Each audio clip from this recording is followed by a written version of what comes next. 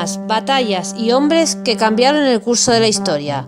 Esto y mucho más en Bellum Artis.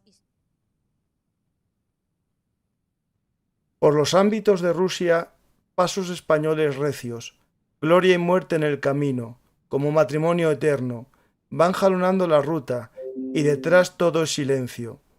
Blanca nieve, tumba blanca, cruz sencilla, casco fiero, y unas banderas de España locas de sol y fuego.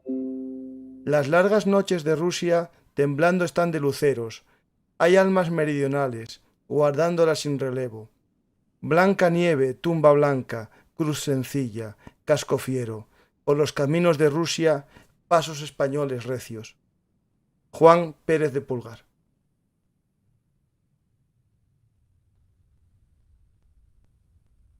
Hola amantes de la historia, soy Francisco Garzacampa y hoy vamos a hablar de la División Azul, los voluntarios españoles de Hitler.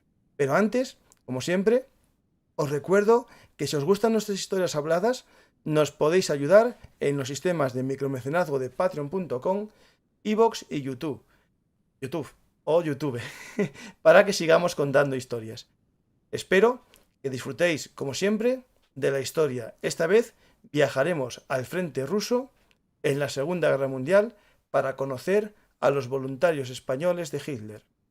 Para ello contamos, creo yo, con una de las mejores guías o acompañantes de viaje que podemos tener para este viaje a la historia de la División Azul. Carlos Caballero Jurado. Hola Carlos, ¿qué tal? Muy buenas tardes. Es un placer estar contigo otra vez. Hace poco estuvimos hablando de la historia de los voluntarios de la Galicia, ¿no? Esa división de las Waffen-SS ucraniana y también polaca, bueno, porque Galicia estaba ahí, está cambiando, ¿no? de país después de la Segunda Guerra Mundial. Y vamos hoy a volver a hablar de esa zona del mundo que también conoces, sobre todo en el periodo de la Segunda Guerra Mundial. Ya que eres autor, no sé de cuántos libros de la División Azul, pero no se cuentan con la mano. Hay que pasar a la otra mano, ¿no? Me temo que sí. Pues, Carlos, el último libro así grande que publicaste, o importante, ¿no? Que se está convirtiendo casi en un referente para conocer la División Azul, es tu obra La División Azul de 1941 a la actualidad, una historia completa de los voluntarios españoles de Hitler, publicado por Esfera de los Libros, pero es uno de una larga serie, ¿no? Que tienes hasta publicado en la gran editorial Osprey, ¿no? Sí, la verdad es que he ido abordando el tema mediante estudios, digamos, parciales de ciertos aspectos que me llamaban la atención en determinado momento. O un estudio sobre la batalla de Krasnivor, o un estudio sobre la artillería en la batalla de Krasnivor, Ajá. o un estudio sobre la orgánica de la división, la estructura, otro estudio sobre la campaña en el río Volkhov. Este libro que estás comentando es un estudio global, ¿no? Por eso Ujú. creo que me he ido a un tamaño un poquito, bueno, Bueno, interesante. 800 páginas es un poquito fuerte. Pero Ah, bueno, como tú estás diciendo, supongo que si el editor lo ha lanzado y el público lo ha comprado es porque interesa. ujú. Y eso me hace pues un poco reflexionar sobre que eso de que en España no se lee, o mentira, si se lee gente un ensayo de 800 páginas, la gente lee, o sea que... Lo que pasa Bueno, es que leemos muchos los mismos. Eso igual, también. eso luego también puede Sí, sí, sí. ocurrir. Puede que la población media a lo mejor no lea muchos libros, pero sí que hay un colectivo, pongamos un 25 o un 30 o más, que lee mucho, ¿no? Y esa gente que lee mucho, pues devoramos libros. Y cuando nos gusta algo y queremos tener información, pues a ver, hay dos opciones, leer 5 libros de 100 páginas o leer un libro de 500, ¿no? Si el libro está bien, Sí, pues me da igual, o sea, prefiero leer casi uno bueno de 500 que 5 malos de 100, ¿no? sí, quizás sea Sí, sí. una opción buena. Pues, Carlos, hacía tiempo habíamos hablado de hacer este programa sobre la División Azul, que también conoces. Es complejo abarcar toda la historia de la División Azul en solo un programa, porque como tú muy bien dices, hay libros de todo. Yo tengo también de una editorial que se llama la Biblioteca del Guripa, tengo muchos libros de memorias Claro, de claro. visionarios y es un Madre mía. tema muy, muy importante, ¿no? En la historia de España. No porque haya afectado a lo mejor a la política de España, pero sí porque es un relato, ¿no?, que se asocia un poco a la guerra civil, pero nos entronca, ¿no?, con la Segunda Guerra Mundial, en la que no participó España directamente, salvo este caso, y también españoles que participaron en el ejército rojo, ¿no?, en el ejército soviético, algún español que participó en el ejército británico, que tengo un amigo, Joaquín Mañez Postigo, que escribió recientemente un libro sobre británicos en el ejército, no, españoles en el ejército británico, y también los españoles en el ejército francés, las famosas divisiones, ¿no?, la Leclerc, y más historias de españoles, ¿no? Pero yo creo que cuando hablamos de España, Segunda Guerra Mundial, al 95% de los españoles nos viene la División Azul a la mente, ¿no? Es inevitable porque es que tú has citado otros ejemplos, pero por comparación numérica son irrelevantes. Tenemos un amigo común, lo acabas de citar, Joaquín Mañez, pero la única unidad en el ejército británico que tiene el nombre de española, aunque haya otros españoles en el ejército británico, es la compañía española número 1, y ahí se acabó. Y era una compañía casi de trabajadores, de pioneros. Era una compañía de obras públicas. Sí, ¿sí? sí, sí. Sí, sí. Entonces, claro, dices, ¿por qué le interesa más a la gente la División Azul que, por ejemplo, los que estuvieron en la División Leclerc? Porque los que estuvieron en la División Leclerc era una compañía. Entonces, ¿cuántos españoles hay que tengan un familiar que haya servido en la Leclerc? Pues a lo mejor hay 5.000 españoles. ¿Cuántos españoles hay que tengan antepasados o amigos de la familia, antepasados, Muchos, muchos. que hayan servido en la División Azul? Pues posiblemente varios millones. Sí, sí, ya, de hecho yo siempre, bueno, la historia que se contó en mi familia, ¿no? Eh, el otro programa que hice hace una semana, que el viernes pasado, que trató sobre la Revolución de Asturias, ¿no?, del 34, yo comentaba, bueno, mi abuelo republicano, pues su primo, su primo se fue a la División Azul. Es decir, el primo de mi abuelo, que era, bueno, prisionero y estuvo preso, siempre contaban la historia y es muy, muy bonita, que después yo creo que a lo mejor era bastante leyenda, ¿no? Era que cuando mi abuelo iba prisionero en el tren, en Zaragoza coincidió con el tren de los divisionarios y en la estación se vieron los dos, uno que iba hacia Rusia y otro que iba hacia un campo de prisioneros, y el que no volvió fue el primo que fue a Rusia, ¿no? Que el historial murió en Krasnivor y su cuerpo no se encontró. Lo más seguro que es de los que quedó hecho, bueno, pedazos por la artillería soviética.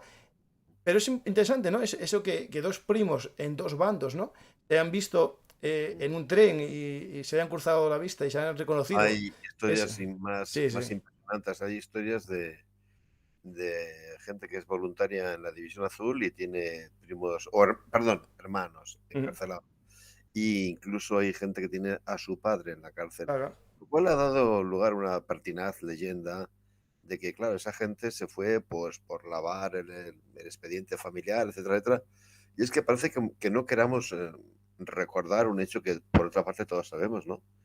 Y es que llega el momento de la guerra civil y personas como los hermanos Machado, que se llevaban tan estupendamente, que habían colaborado en tantas obras, de hecho algunas obras las firman los dos conjuntamente, sin embargo cada uno está en un bando.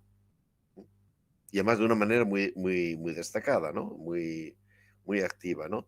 Entonces ocurrió muchísimo. Hermanos que estuvieron en distintos bandos, primos o incluso padre e hijos. Esto ocurrió más de lo que uno puede pensar a primera vista. Las familias no son uniformes ideológicamente y bueno, pues es la parte de la tragedia de la guerra civil, es eso que rompieran dos, hasta las mismas familias. Sí, sí. Ahí podemos empezar un poco. No tenemos nada escrito, la gente puede pensar que vamos saltando matas y trincheras, y vamos a hacer eso, vamos a ir improvisando absolutamente el programa. Lo primero que podemos, sin meternos a explicar toda la guerra civil, todo lo que sucede, la ayuda alemana al bando, a los alzados, al bando nacional, o a Franco, como quiera la gente denominarlo, ahí, al acabar la guerra, ¿no?, y empieza la Segunda Guerra Mundial, empieza a haber una especie de Yo no participé en algunos jóvenes, ¿no? Falange, que estaban ocultos en Valencia, en Alicante, ciudades que a lo mejor no pudieron participar, otros que sí participaron, o alguno que era muy joven, y les quedó como la espinita clavada, ¿no? De que Rusia es culpable, ¿no? Y era un lema que Falange utilizó mucho en estos años, o este periodo justo antes de la División Azul, como un motivador, ¿no? Para el enganche, ¿no?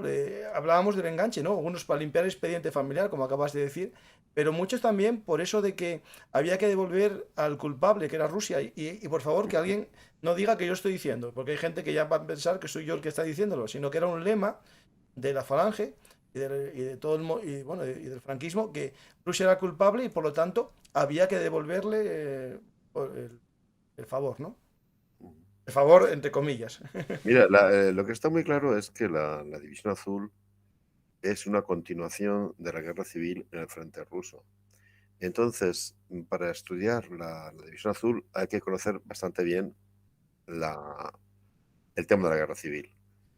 Y a mí la verdad es que, te lo adelanto, ayer vuelvo al tema anterior, casi me gustaría más que hablásemos de aspectos militares Sí, sí, sí, sí. y otros, no por nada, sino porque, bueno, presupongo que en tu canal, Bellum Artis, quizá a la gente le interesan más los temas militares que los Sí, sí, sí, sí, sí. políticos, ¿no? Pero siempre hay que dar un poco de Es introducción indiferente hablar de cualquier sí, cosa. Carlos, estoy contigo. Pero hay que dar Sí, la sí, pero introducción de bueno, cómo se organizó. Y nada más con sí. eso. No, no, no, pues entonces ahora volvemos al tema del reclutamiento, ¿no?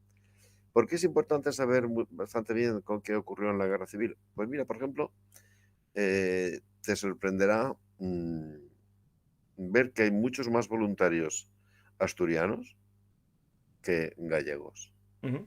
Dices, hombre, pues Galicia tiene una tradición más conservadora y Asturias, pues más, una tradición más izquierdista. No me acaba de cuadrar esto. Pero justamente por eso, verás, en Galicia, las 4 provincias gallegas estuvieron controladas por el bando nacional desde el principio de la guerra. Luego, nadie pudo sufrir las iras y las tropelías del Frente Popular, porque Claro. allí no tuvieron poder. Y por otra parte, en la movilización de voluntarios y de quintas también, de quintas de reclutamiento, Galicia fue una de las regiones que más gente aportó al Ejército Nacional. Por tanto, digamos, ese deseo, esa vivencia de combatir contra el comunismo, en Galicia la tiene satisfecha, Ujú. ni más ni menos. En cambio, Asturias, el dominio del Frente Popular, aunque bueno, se quiebra hacia mitad de la guerra, duró muchos meses. Y entonces hubo mucha gente que se siente directamente agredida porque le han matado al padre, porque le han quemado la casa, porque ha tenido que esconderse, porque etcétera, etcétera. Y por otra parte, claro, muchos no han podido servir en el Ejército Nacional, ¿no? Entonces, comparativamente, hay mucho más reclutamiento en Asturias que en Galicia. Ujú. Pero decía que es evidente que hay que conocer la guerra civil bastante bien para entender muchos aspectos de la División Azul.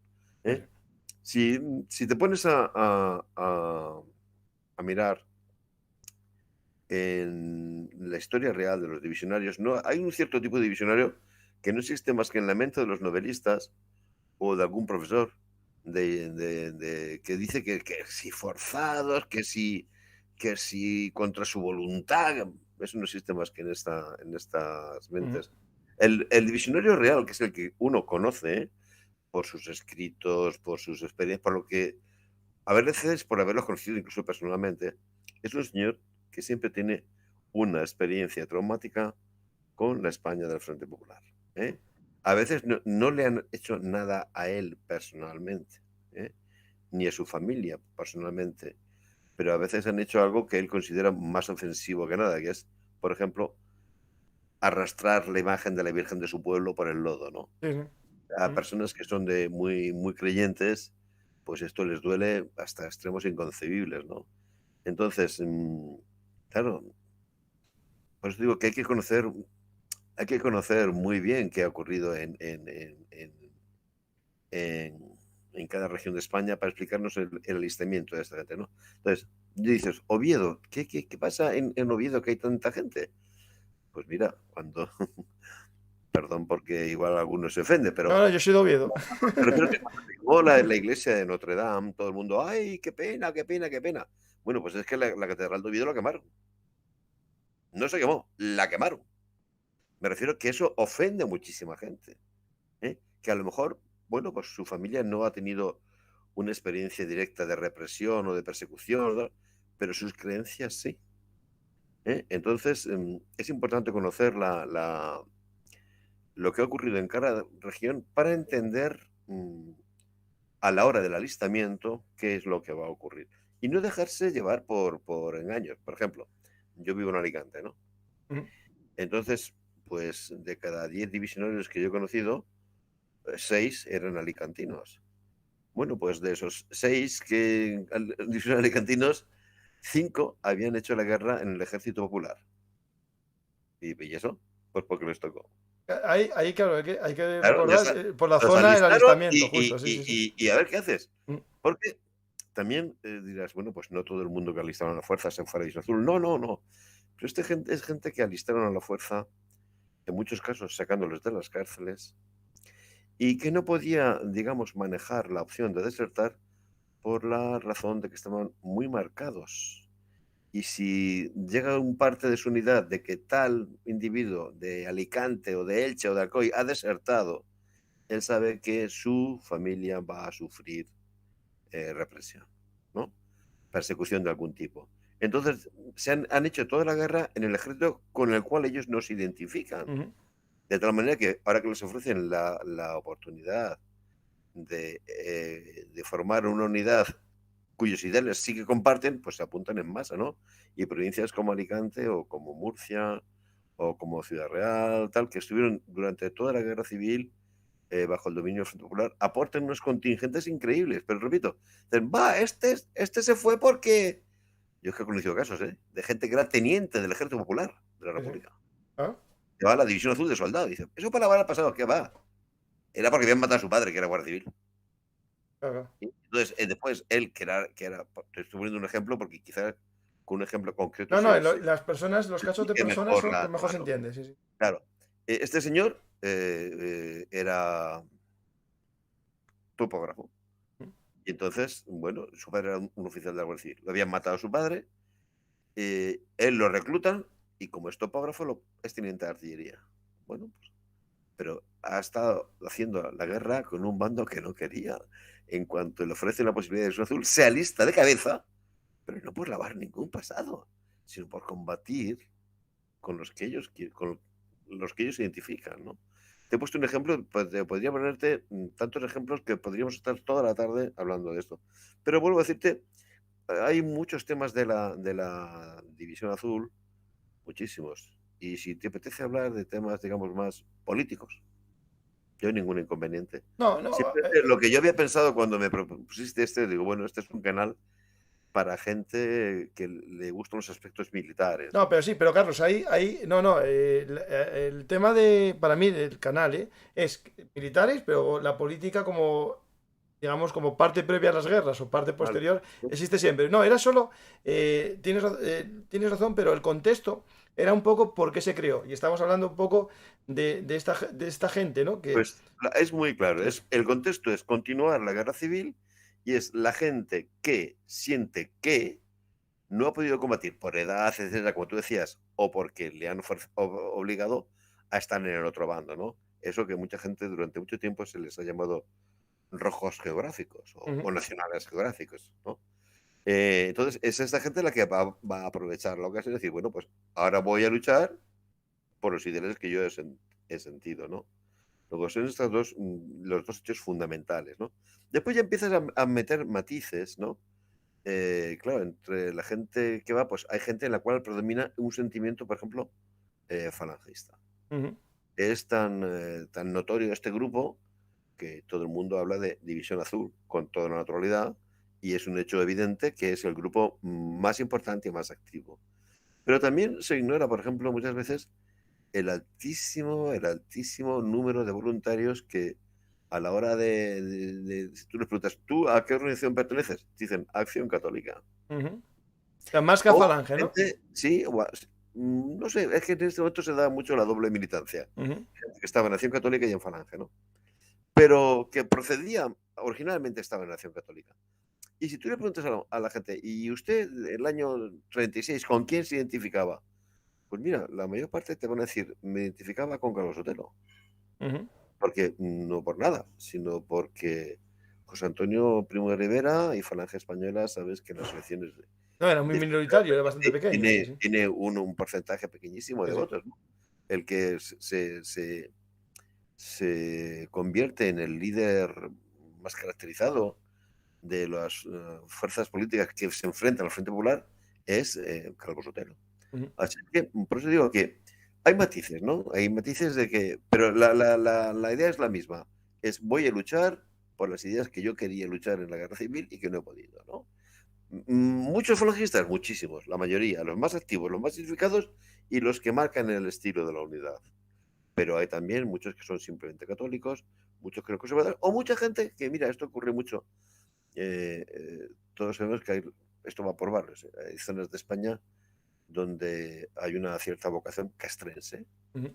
Desde entonces y ahora, desde antes y ahora, son zonas que son muy fructíferas para el alistamiento militar. Tú observa dónde están los centros de instrucción para tropas del ejército de tierra en la actualidad. Bueno, pues son dos regiones que en su día aportaron mucha gente a la División Azul. Ajá. Bueno, porque son regiones que tienen un sentimiento más patriótico y donde lo militar se vive con más intensidad, con más afán, con más simpatía, ¿no? Entonces, no son nacionalsindicalistas, no son josé-antonianos, son patriotas, se sienten españoles y les gusta la vida militar. Muchos de ellos aspiran, además, a ingresar en el ejército o en alguna de las fuerzas de seguridad que Ujú. tienen una raíz militar en aquella época, la Guardia Civil, incluso la Policía Armada, Y la ¿no? policía armada queda así. Ujú. Ujú. Ah, de hecho, por ejemplo, el caso personal del primo de mi abuelo era seguir, digamos, en la fábrica de armas, porque era maestro armero y estaba haciendo servicio militar y lo hizo como maestro armero. De hecho, en el historial que me preguntan, justo una pregunta que hacen en el chat, y creo que es interesante ponerla ahora mismo. Yo busqué por internet con el nombre de la persona y División Azul y me salió unos PDFs un poco quién era, ¿no? Pero ¿hay alguna página a la que se pueda acudir para consultar vamos, el historial o hay que ir Bueno, ya a hay archivos? un foro de estos de internet Mm. que se llama Memoria Blau, Mm. justamente. Tecleas Memoria Sí, sí. Blau y va ahí.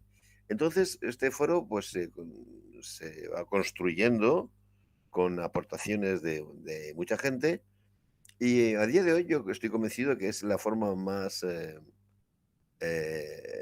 posible de acceder a datos. Ahora, que esto es lo que la gente que está en el foro va aportando. Ujú. No es una página oficial del Ministerio de Defensa donde te diga, aquí tiene usted la relación de los 45.000 divisionarios. Sí. No, no, no, no, no.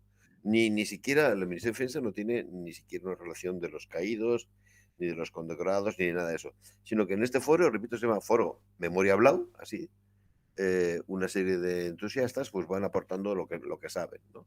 Entre ellos hay varios subforos. Uno de ellos es el de búsqueda y localización de divisionarios.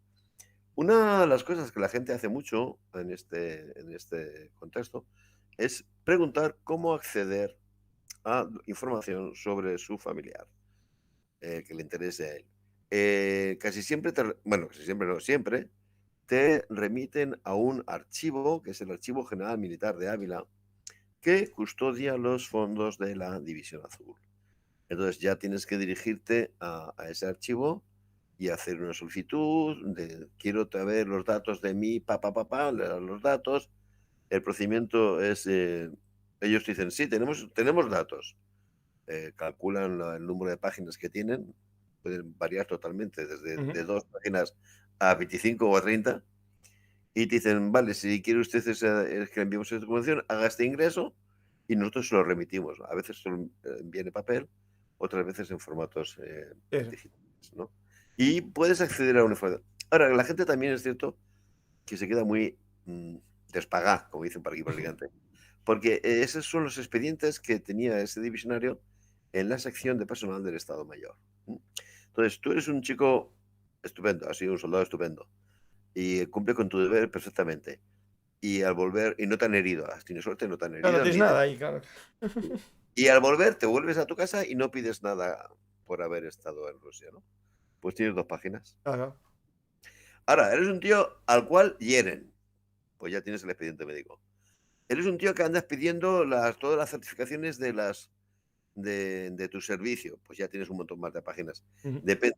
Yo digo, hay gente que dice, pero si lo he pedido a Ávila, y que la gente cree que es una hoja de servicio, y no es una hoja de servicio, es lo que hay en la carpeta de ese señor, que puede ser muchos papeles o 2 papeles. Sí, sí. ¿Mm? Pero vamos, es el mejor lugar para empezar a localizar, ¿no? Después ya dices, bueno, ya sé que estaba, ¿qué te digo yo? En el segundo batallón del 262. Te lo digo porque es un batallón asturiano. Es un batallón donde había muchos asturianos, muchísimos asturianos, ¿no? Y ya que tú estás allí en Oviedo, pues te lo comento. Muy bien, dice, bueno, ya sé que estaba en el segundo del 262, ¿y ahora qué hago?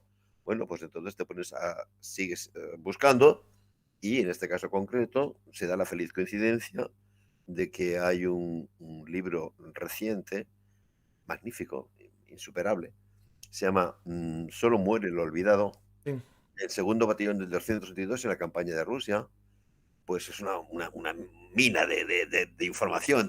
Tienes la historia de 1000 hombres. Es una cosa increíble, ¿no? Entonces, igual ese libro te soluciona totalmente tu papeleta. O te puedes encontrar con que no te... Bueno, pues dices, sé que tuvo la Cruz de Hierro. Oye, pues mira, ya hay libros sobre la Cruz de Hierro. O Mm. sé que fue oficial médico. Bueno, pues hay libros sobre los oficiales médicos. O sé que era herrador. Oye, pues hay libros estupendos donde cuentan la organización de los servicios veterinarios de Televisión Azul. Ujú. Hay libros muy buenos sobre muchos temas y hay temas que no están tratados aún, no están investigados aún, ¿no?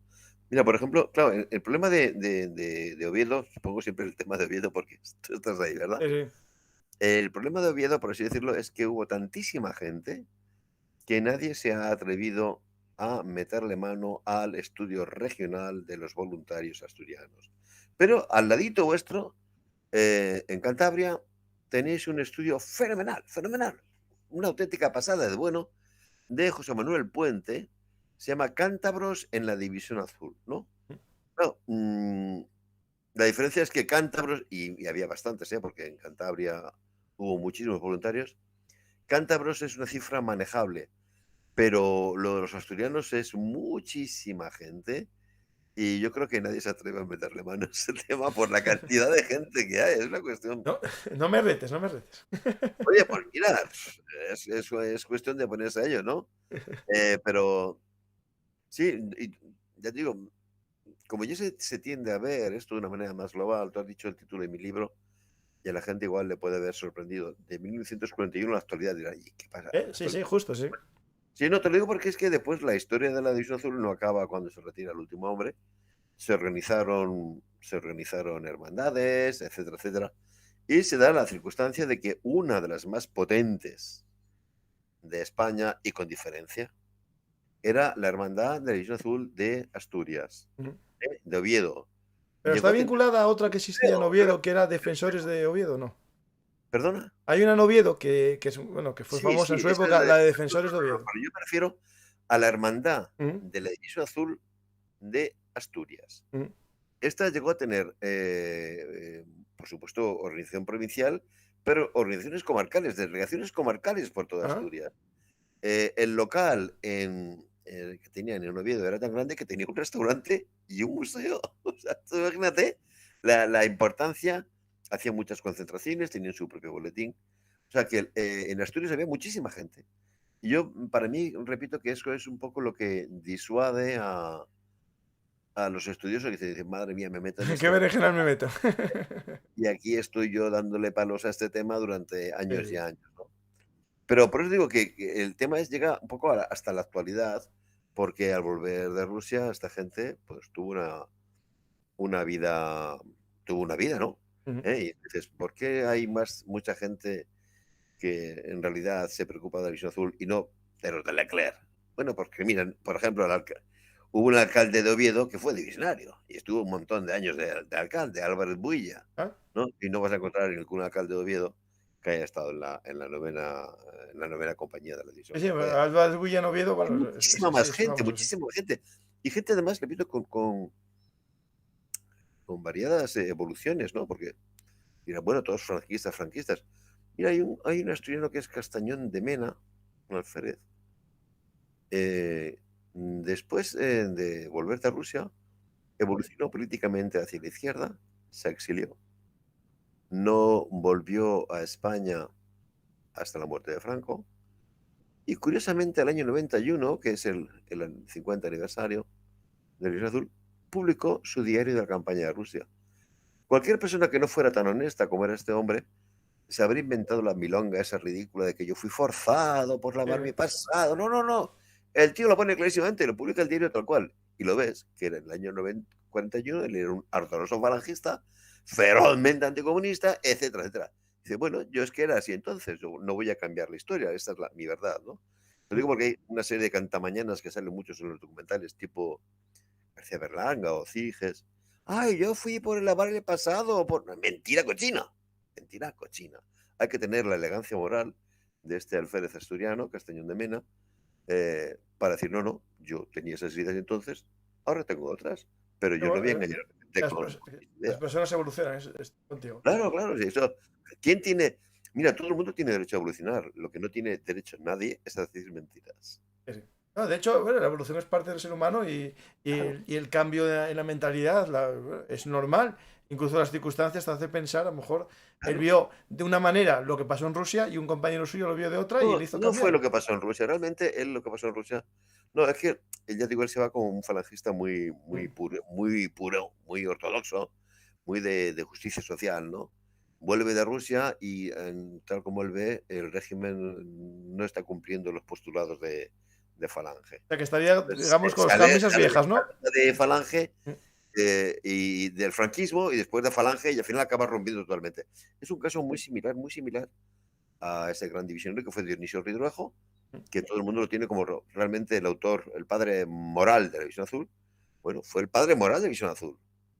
Todos sabemos cómo acabó después, muy distinto, pero por supuesto en sus memorias, vuelvo a decir, no comete la desfachatez ni la sinvergonzonería de decir que yo me fui engañado. No, no, él se fue convencidísimo.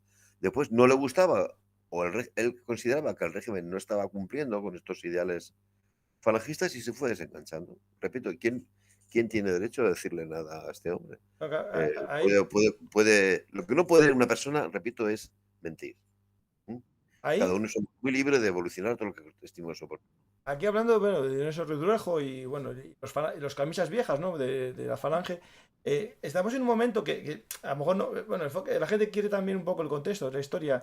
El tema de cuando, digamos, Alemania, no sé si pide, exige, pero o se, digamos, Suñer y, digamos, parte de los más pro Alemania, ¿no? Determinan mandar la ayuda. Está claro que es el momento, ¿no? En lo que los libros de historia hablan del apogeo de Falange, ¿no? De los falangistas, pero que después Mira, empiezan a caer en desgracia en el régimen, ¿no? Pero aquí esos sí. falangistas que controlan el cotarro, ¿son falangistas viejos o son todos también de los nuevos, de los nuevas camisas? Hay de todo. Pero de todas maneras, lo importante que yo querría, digamos, rebatirte, Vale, sí, sí, se bate. es una idea muy extendida, esa de que Hitler les pide o les exige No, no, o no, o que lo mandan envíen, voluntariamente, no sé exactamente envíen cómo va. a Sí, sí. divisionarios. Mira, a poco que uno conozca libros buenos sobre el Frente del Este, sabes que los alemanes pensaban ganar la campaña en Rapidísimo, 6 sí, sí. semanas. Sí, sí. Entonces, no pidieron a nadie que enviara tropas, ni siquiera a sus aliados. A Finlandia y a Rumanía sí, porque las iban a utilizar como bases Ujú. del asalto, ¿no? Pero a Mussolini no le dijeron, mándanos tropas. ¿Para qué? Si la campaña la íbamos a ganar en 6 semanas. Sí, sí, no hace Entonces, falta, por sí. supuesto, a quien no le pidieron tropas en ningún momento fue a España. La División Azul no tiene nada que ver con una petición alemana. Es más, los alemanes dijeron, madre mía, ¿y ahora qué hacemos con estos tíos? Claro, eso es A otra. los alemanes les sentó fatal que los españoles quisieran ir a Rusia. O mejor dicho, voy a explicarme un poquito más en Sí, serio. explícate, ¿no? Que es un No, me enfoque refiero a que distinto. les Sí, sí. sentó fatal a los organizadores militares. A los políticos no. A los políticos dijeron, bueno, pues mira, oye, si estos chicos vienen a Rusia, no viene muy bien. Porque así la campaña de que esto es una campaña europea contra el bolchevismo, oye, queda muy claro, ¿no? Oye, pues sí, que vengan, que vengan. Pero los organizadores militares dijeron, madre mía, ¿y ahora qué hacemos con una? Te lo digo porque no tenían elementos, habían rascado hasta el último, todo el fondo de los baúles, ¿no? Ujú. Los españoles, por ejemplo, de la División Azul, siempre echan pestes de los alemanes. Nos dieron unos caballos horrorosos. Es que no tenían caballos. O sea, todos los caballos que tenían ya estaban distribuidos a las tropas que habían participado en el asalto. Tuvieron que, a la carrera, buscar unos cuantos miles de caballos en los Balcanes, ni siquiera bien domados, para darse a los españoles, porque era una división hipomóvil, ¿no? Entonces, ¿y dónde los metemos? ¿Y estos tíos? ¿Y cómo vamos a hablar con ellos? Los organizadores Claro. militares no querían para nada. Dijeron, bueno, pues chicos, van a venir. Pues sí. Y la gente alemana, pero tío, si vamos a ganar estos 6 semanas, ¿para qué queremos estos españoles? Dijeron, bueno, mira, muy bien. Ya que están aquí, los instruimos, nosotros que somos tan buenos soldaditos, y así ellos cuando vuelven a España, que será dentro de 4 o 5 semanas, Ujú. pueden participar en el asalto a Gibraltar, ¿no? Bueno, pensado sí, Sí, claro. sí. Pero me refiero, lo que no hubo nunca, jamás, fue una orden alemana de envíeme soldados que yo necesito carne de cañón. No, si la guerra la iban a ganar en 6 semanas. Recuerda, esto lo verás en cualquier libro. No, sí, eso está claro. Y no tenía Entonces, eso de la ropa de lo digo abrigo, porque ¿para mucha qué? gente ¿No? dice, Todo eso. ay, es que fíjate, Franco, lacayo de Hitler, le manda carne de cañón, pero si Hitler no pidió nada. Dice, ¿y estos tíos qué quieren? Bueno, pues mira, que vienen, que vengan. Pero nunca hubo una petición de ese tipo. Fue lo que te estaba comentando al principio, y es que hay muchísima gente en España que siente eso, esa pulsión de que si sus familiares han muerto, si la iglesia de su pueblo la han arrasado, etcétera, en Rusia es culpable. Dirás, pues tú, qué necedad, ¿no? Qué locura, qué disparatados. Vamos a ver, será todo lo necia que tú quieras o que la gente quiera pensar, pero no es un disparate. Me refiero que las carteles mostrando la efigie de Stalin y de Lenin han estado por toda España. Las banderas de la hoz y el martillo han estado por toda España. El Partido Comunista de España tiene un poder tremendo. En gran medida, el Ejército Popular de la República lo han mandado oficiales soviéticos, etcétera, etcétera, etcétera. ¿Que es un disparate aún así esa idea? Ujú. Bueno, sí, pero te recuerdo que es que la otra parte de España considera que el ejército de Franco son unos peleles y unos títeres de Mussolini y de Hitler, No, claro, lo cual claro. tampoco es cierto. Entonces, estamos hablando sobre con qué criterios está operando la gente. Ujú. Efectivamente, hay mucha gente que se siente muy agraviada porque la persecución, la muerte, los robos, eso no es ningún invento. ¿eh? Yo me acuerdo siempre que voy a Asturias, porque a mí me gusta entrar por ahí por A ver, Pajares. el que no le gusta Asturias es que no lo conoce. No, me refiero que cuando voy a Asturias me gusta entrar por Pajares. Sí, claro. Y O la sea, por iglesita, Pajares, haces bien, sí. Más bonito, y pero. la iglesita esta que hay allí a Sí, mano derecha, sí. bueno, subiendo desde León, Sí, la que hay justo antes del cambio exactamente, de autonomía, sí.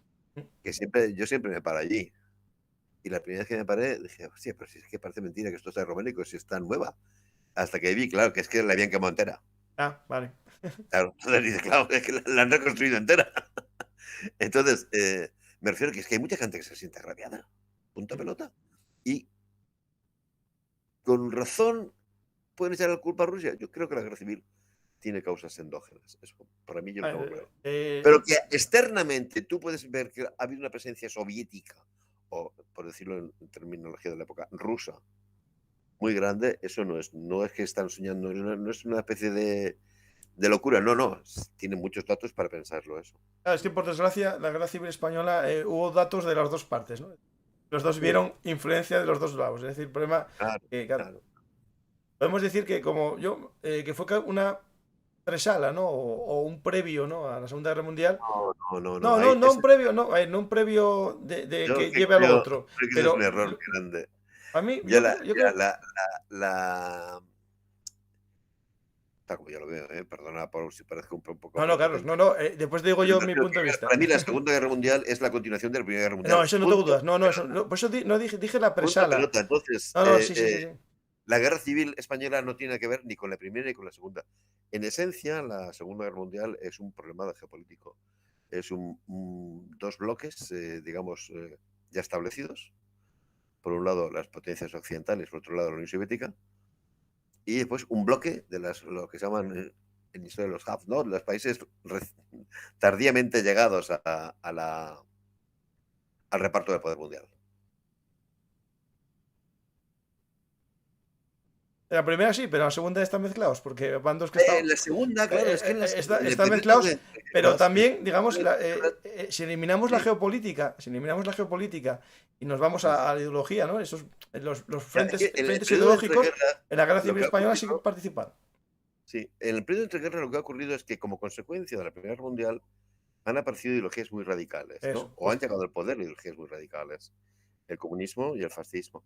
Entonces, eso le va a dar a la Guerra Mundial un barniz ideológico, me refiero a la segunda, un barniz ideológico que no tuvo en la primera. No, la primera no tuvo ese porque eran todos igual, Claro, más o menos. pero si la guerra hubiera sido por motivos ideológicos, hubiera sido impensable una alianza de Estados Unidos, el país hipercapitalista, ¿Es verdad? o Gran Bretaña, el país hiperimperialista, con la Unión Soviética, el país comunista. Ah, pero, a ver, Carlos, a lo mejor no compartimos lo mismo, pero esta guerra fue rara de narices, porque antes de la Operación Barbarroja había una alianza más o menos entre Stalin y Hitler, o sea, que tampoco.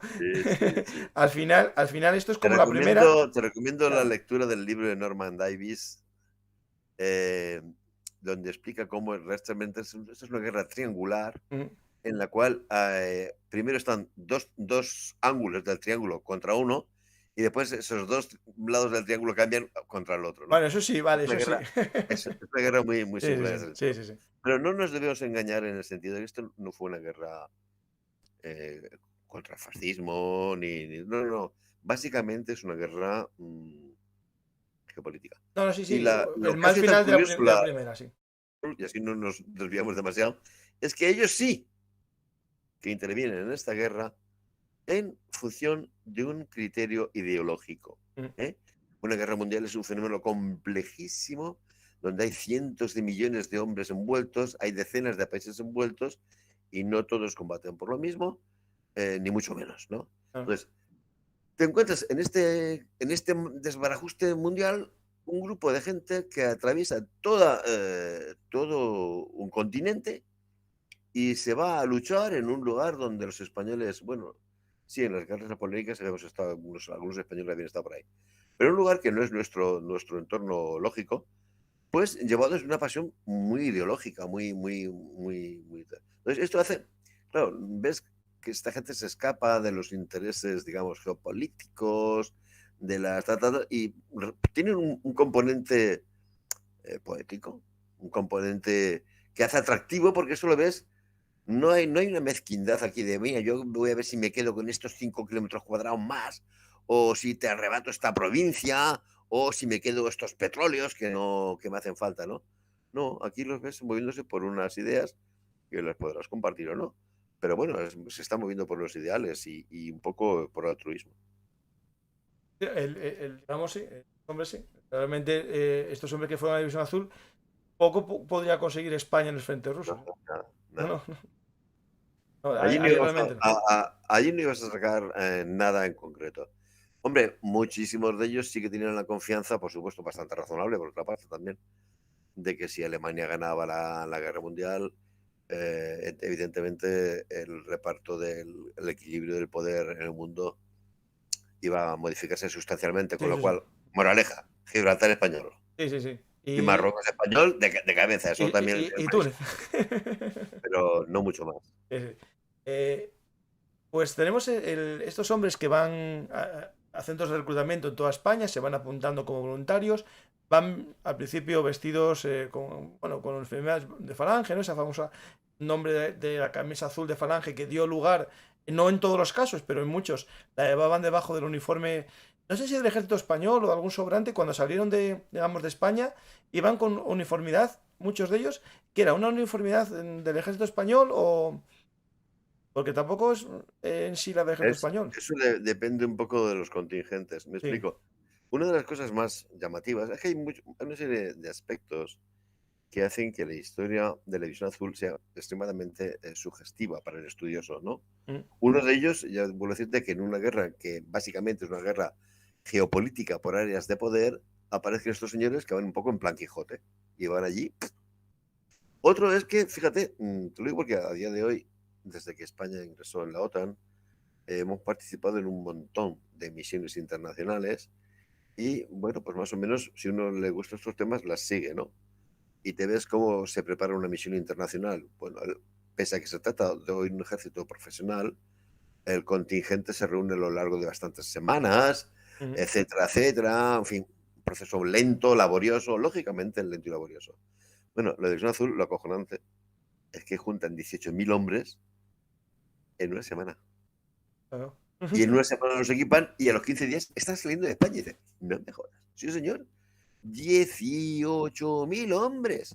Lo sencillo hubiera sido, mira, vamos a ver, la división 71, ¿eh? Que está aquí en la séptima región militar, venga, que esta la que incluye Asturias, ¡hala! La mandamos al frente. No hubiera tenido ningún problema. La gente estaba encuadrada, la gente estaba... No hay mayor dificultad. No, es que fíjate lo que estamos hablando. Reunir a 18.000 hombres, cada uno de su padre y su madre. Sí. Uno viene de un cuartel, otro de otro cuartel, unos se alistan en unas milicias, otros se alistan en otras. Encuadrarlos, equiparlos y mandarlos a Alemania. Todo eso se hace en 15 días. Es increíble, es una auténtica proeza organizativa, que Ahí, solamente se sí. explica por el entusiasmo desbordante que hay. Bueno, te lo digo porque hay mucha gente que sale con uniformes del ejército español, sobre todo los oficiales. Pero, como después de todo esto era una experiencia singular, porque no se quería dar la idea de una comunidad del ejército español, lo que se hace prácticamente en el mayor parte de los casos para la tropa es dotarles de unos stocks de uniformes que se habían capturado al Ejército Popular de la República. De un color garbanzo. Dice, bueno, como no es el uniforme del Ejército Español, ya se ve que no es el Ejército Español, aunque después ya sabes que llevan en ese uniforme que se llama uniforme de viaje, llevan los emblemas militares de los cuerpos españoles, los emblemas de rango españoles, pero no es exactamente un uniforme español, con lo cual dices, no es... Lo otro habría sido ya directamente una declaración de guerra. Si tú mandas una unidad del ejército regular, es una declaración de guerra. Dices, no, esto es un cuerpo expedicionario. Y dirías tú, pues no veo ninguna diferencia. Vamos a ver, es que hay mucha diferencia.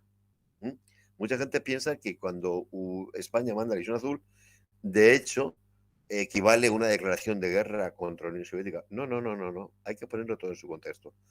Te voy a poner dos ejemplos conocidos y Sí. uno menos conocido.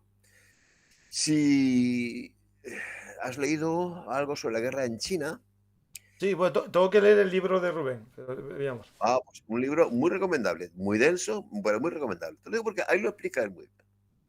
Durante la larga guerra de China contra Japón, los soviéticos tienen un cuerpo de soviéticos operando chino sin que la Unión Soviética haya roto relaciones diplomáticas con Japón.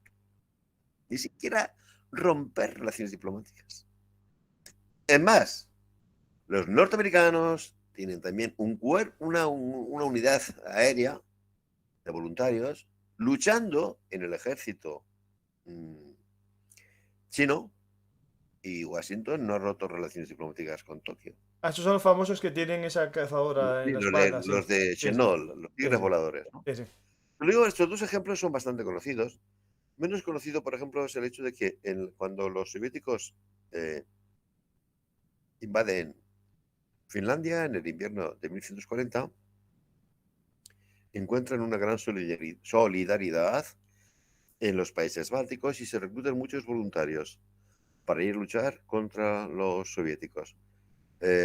Suecia manda 6.000 hombres en una unidad de voluntarios suecos, con mando sueco, etcétera, etcétera. Suecia no ha roto las relaciones diplomáticas con Rusia. ¿De acuerdo? Entonces, por eso digo que había que subrayar que no era una unidad regular del ejército. Así que se localizaron estos estados y dijeron, estupendo, nos viene estupendo, porque aunque pongamos aquí elementos españoles, siempre puedo decir, no, es que oiga, esto no es el ejército español, ¿no? Que era, en definitiva, también era cierto que era de lo que se trataba. Esto es una unidad de voluntarios, no es una unidad orgánica del ejército. Sí, sí. Pues tenemos estos hombres, ¿no? Que 18.000 que salen, si los 18.000 en los mismos días o van escalonados. No, es imposible, claro, salen escalonados. Trenes tenían que ser muchos. No, además es que tenían que hacer una ruta siempre la misma, me explico, no podían pasar por cualquier parte, no. Tenían que cruzar por la frontera de Irún, por Hendaya, porque era la única estación fronteriza que ocupaban los alemanes. No podían atravesar la Francia de Vichy. Vale, claro, lógico. Todos los convoyes tenían que confluir allí. Así que van pasando escalonados a lo largo de prácticamente una semana. A razón de 3 o 4 convoyes por día, van pasando escalonadamente. El viaje desde España hasta el campamento donde van a alojarse en Alemania dura depende, claro, los que salen de Sevilla tardan un día o dos más. Los que salen de ahí de Vitoria tardan menos, ¿no? Pero no son todos uno detrás de otro, son, si no me equivoco, 19 expediciones distintas que van escalonadas. Y Carlos, claro, estamos hablando de 18.000 voluntarios, como bien dices, cada uno de su zona, de su experiencia militar. Unos serían veteranos de la guerra civil, otros serían estos jóvenes que a lo mejor no participaron en la guerra y otros que tenían poca experiencia, ¿no? Al final, claro, se podía haber optado, no sé, a ver si estuvo pensado, que la propia España los entrenase y crease una unidad, ¿no? Una división ya con toda, digamos, la estructura. O lo que pasó realmente, ¿no? Que se les instruyó con el sistema ya doctrinal y todo alemán, ¿no? Sí, al final, repito, como hubo un intento por parte de Varela de mandar una división del ejército. Varela odiaba a muerte a Falange y pensaba que si esta empresa salía bien, que en este momento todo el mundo daba por hecho que salía bien, y atentos porque cuando digo todo el mundo, digo todo el mundo. Es decir, el Estado Mayor norteamericano calculaba que la Unión Soviética aguantaría 6 semanas, que era la misma opinión que tenía el Estado Mayor británico. Por supuesto, el Estado Mayor alemán también. Repito, entonces, como todo el mundo daba por hecho que esto iba a acabar así, Varela dijo, no, una división del ejército, hombre. Como él era ministro del ejército, así me pongo yo las medallas. Sí. Pero claro, Falange dijo, no, si es que esto lo hemos lanzado nosotros desde ese día. Y entonces, ya sabes, las soluciones intermedias, la mayor parte no, prácticamente todos los mandos son militares profesionales y prácticamente toda la tropa son reclutados a través de milicias. Y hay una total disparidad de circunstancias, ¿no? En las condiciones de reclutamiento se había insistido en que fueran excombatientes de la guerra civil. No se cumplió para nada. No. Es que decir, mira, a ver, la gente que era excombatiente de la guerra civil decía, yo ya he hecho mi guerra. Yo ya luché bastante, déjame en paz. Claro, entonces, sí que hay muchos excombatientes que han estado, por los motivos que decía antes, en el ejército republicano. Pero hay mucha gente que dice, no, es que han matado, por ejemplo, a mi tío. No me refiero a que lo hayan matado en represalias, sino que ha muerto en la guerra. Sí. Mi tío más querido ha muerto, era alférez provisional y ha muerto en la guerra. Yo quiero ir allí ahora, ¿no? Entonces, realmente hay un tema que es complicado y es que hay que darle una instrucción a toda esta gente uniformizándola. Pero se consigue, es increíble. Y estamos en lo mismo. ¿Cómo puedes tú explicarte que en menos de un mes una división de tíos, cada uno de su padre y de su madre, llega a tener un tal nivel de dominio del armamento, etcétera, etcétera? Es muy sencillo. Por lo mismo que se han reunido 18.000 hombres en 2 semanas, por el entusiasmo. Aquí la moral estaba alta. Entusiasmados con la idea de participar en lo que ellos ven como una gran epopeya o tal, que aprenden, pero vamos, son como esponjas, ¿no? Y bueno, no llegan a asumir, digamos, todos los aspectos de la doctrina alemana, ni mucho menos, pero los rudimentos sí. Es decir, la doctrina táctica alemana, la famosa Auftragtaktik, a los alemanes, a los españoles les causa pavor, ¿no? Ujú. O, por ejemplo, hay un momento en que mandan una comisión militar española a que observe el avance de los alemanes en Ucrania. Vuelven horrorizados. Dicen, pues estos tíos avanzan sin proteger los flancos. Dice, claro, si esto hubiera sido en España, nosotros les cogemos el flanco y los doblamos. Eh, la Blitzkrieg era una doctrina táctica tan absolutamente innovadora y novedosa que es imposible que los españoles la asuman en dos. Sí, no, claro, claro. Son mandos muy formados en las tradiciones militares francesas, que eran las dominantes en España, y una de las razones por las cuales los alemanes derrotaron aplastantemente a Francia es porque los alemanes hacían todo lo que los franceses pensaban que no se podía hacer. Así que siempre los pillaban con el paso cambiado, ¿no? Y entonces, si nos hubiera tocado a los españoles, es decir, a la División Azul, participar en una gran ofensiva de guerra relámpago, la instrucción recibida habría mostrado fallos, ¿eh? Porque era muy distinta la forma de operar del ejército español. Pero, como cuando la División Azul llegó al frente, las tornas se habían cambiado y se había pasado a guerra defensiva, Ujú. resulta que eran no tan buenos como los alemanes, no, es que eran mejores que los alemanes. Porque en ese sentido estaban mucho mejor instruidos, mentalizados, formaban mucho de las formas en que los oficiales españoles entendían de hacer la guerra, ¿no? Así que, bueno, ya te digo, no, tampoco hay que decir, oh, qué bien, qué tío, ¿cómo que bien lo hicieron todo? No, no, lo hicieron todo bien un poquitín por casualidad, ¿eh? Si hubieran tenido que participar en una Blitzkrieg, habrían mostrado bastantes limitaciones en la medida que posiblemente estas tácticas, no, posiblemente no, seguro, estas tácticas no las tenían aún asumidas, interiorizadas ni desarrolladas. Pero repito, les tocó llegar al frente cuando justamente el frente alemán se estabilizaba Destaca. y los soviéticos empezaban a atacar. Y entonces ahí demostraron todo su potencial porque eso se adecuaba mucho a nuestras tácticas habituales. Claro, y bueno, y al nivel de entrenamiento que tenían los hombres, que es más fácil Sí, defender que atacar, ¿no? Es decir, sí, sí, sí, te digo, sí, sí. a ver, no es que sea más fácil, pero bueno, es más fácil. La organización que necesitas para hacer un ataque es más compleja y a lo Ujú. mejor haría falta más entrenamiento que un mes, ¿no? Sí, sí, sí, sí, sí, sí, sí. Mira, es que, para que te hagas una idea, así veo que nos reconducimos al tema, a los Sí, aspectos sí, sí, sí. militares, que son los que un poco que yo Esto, no, quería. a ver, el problema, Carlos, como no tenemos guión, pero otro día, más adelante, Claro, hacemos claro. uno sobre la batalla No, no, de Krasnivor y no ya me está. refiero a una batalla concreta, sino a los aspectos militares. Me refiero a que, mira, por ejemplo, los coroneles españoles, cuando llegan allí y les dan un regimiento organizado con la estructura alemana, los coroneles españoles están asustados. Ellos nunca han mandado un regimiento así en España. Un regimiento que, para empezar, tiene más caballos, porque son unidades hipomóviles, como las alemanas, como todas las divisiones alemanas son hipomóviles, todas las divisiones de infantería, por cierto. Tiene más caballos un regimiento de infantería español que un regimiento de caballería de sables en España. Tío, ¿qué hago yo con 800 caballos? No sé manejar 800 caballos. Para mí es un problema. Un, mm, un coronel que le dicen, no, no, es que tienes tu compañía de cañones y tu compañía de antitanques. ¿Y cómo organizo yo la compañía de cañones? Claro, claro, Mis justo, sí. oficiales no saben, oficiales de infantería no saben manejar estos cañones. Tuvo que hacer un proceso, se improvisó muchísimo. Tuvieron que asignar oficiales de artillería a los regimientos de infantería para mandar a esas compañías de cañones. Es una unidad muy compleja de mandar para un coronel español. Que dice, esto no es un regimiento, esto es una brigada. Esto en Claro, claro. España lo manda un general de brigada. Y aquí es un mandado este mando, ¿no? Mira, hay muchos que estos cambios los aplauden y les entusiasma, ¿no? Pues, por ejemplo, los tapadores. Los tapadores están, vamos, que no mean, valga la expresión. ¿Por qué?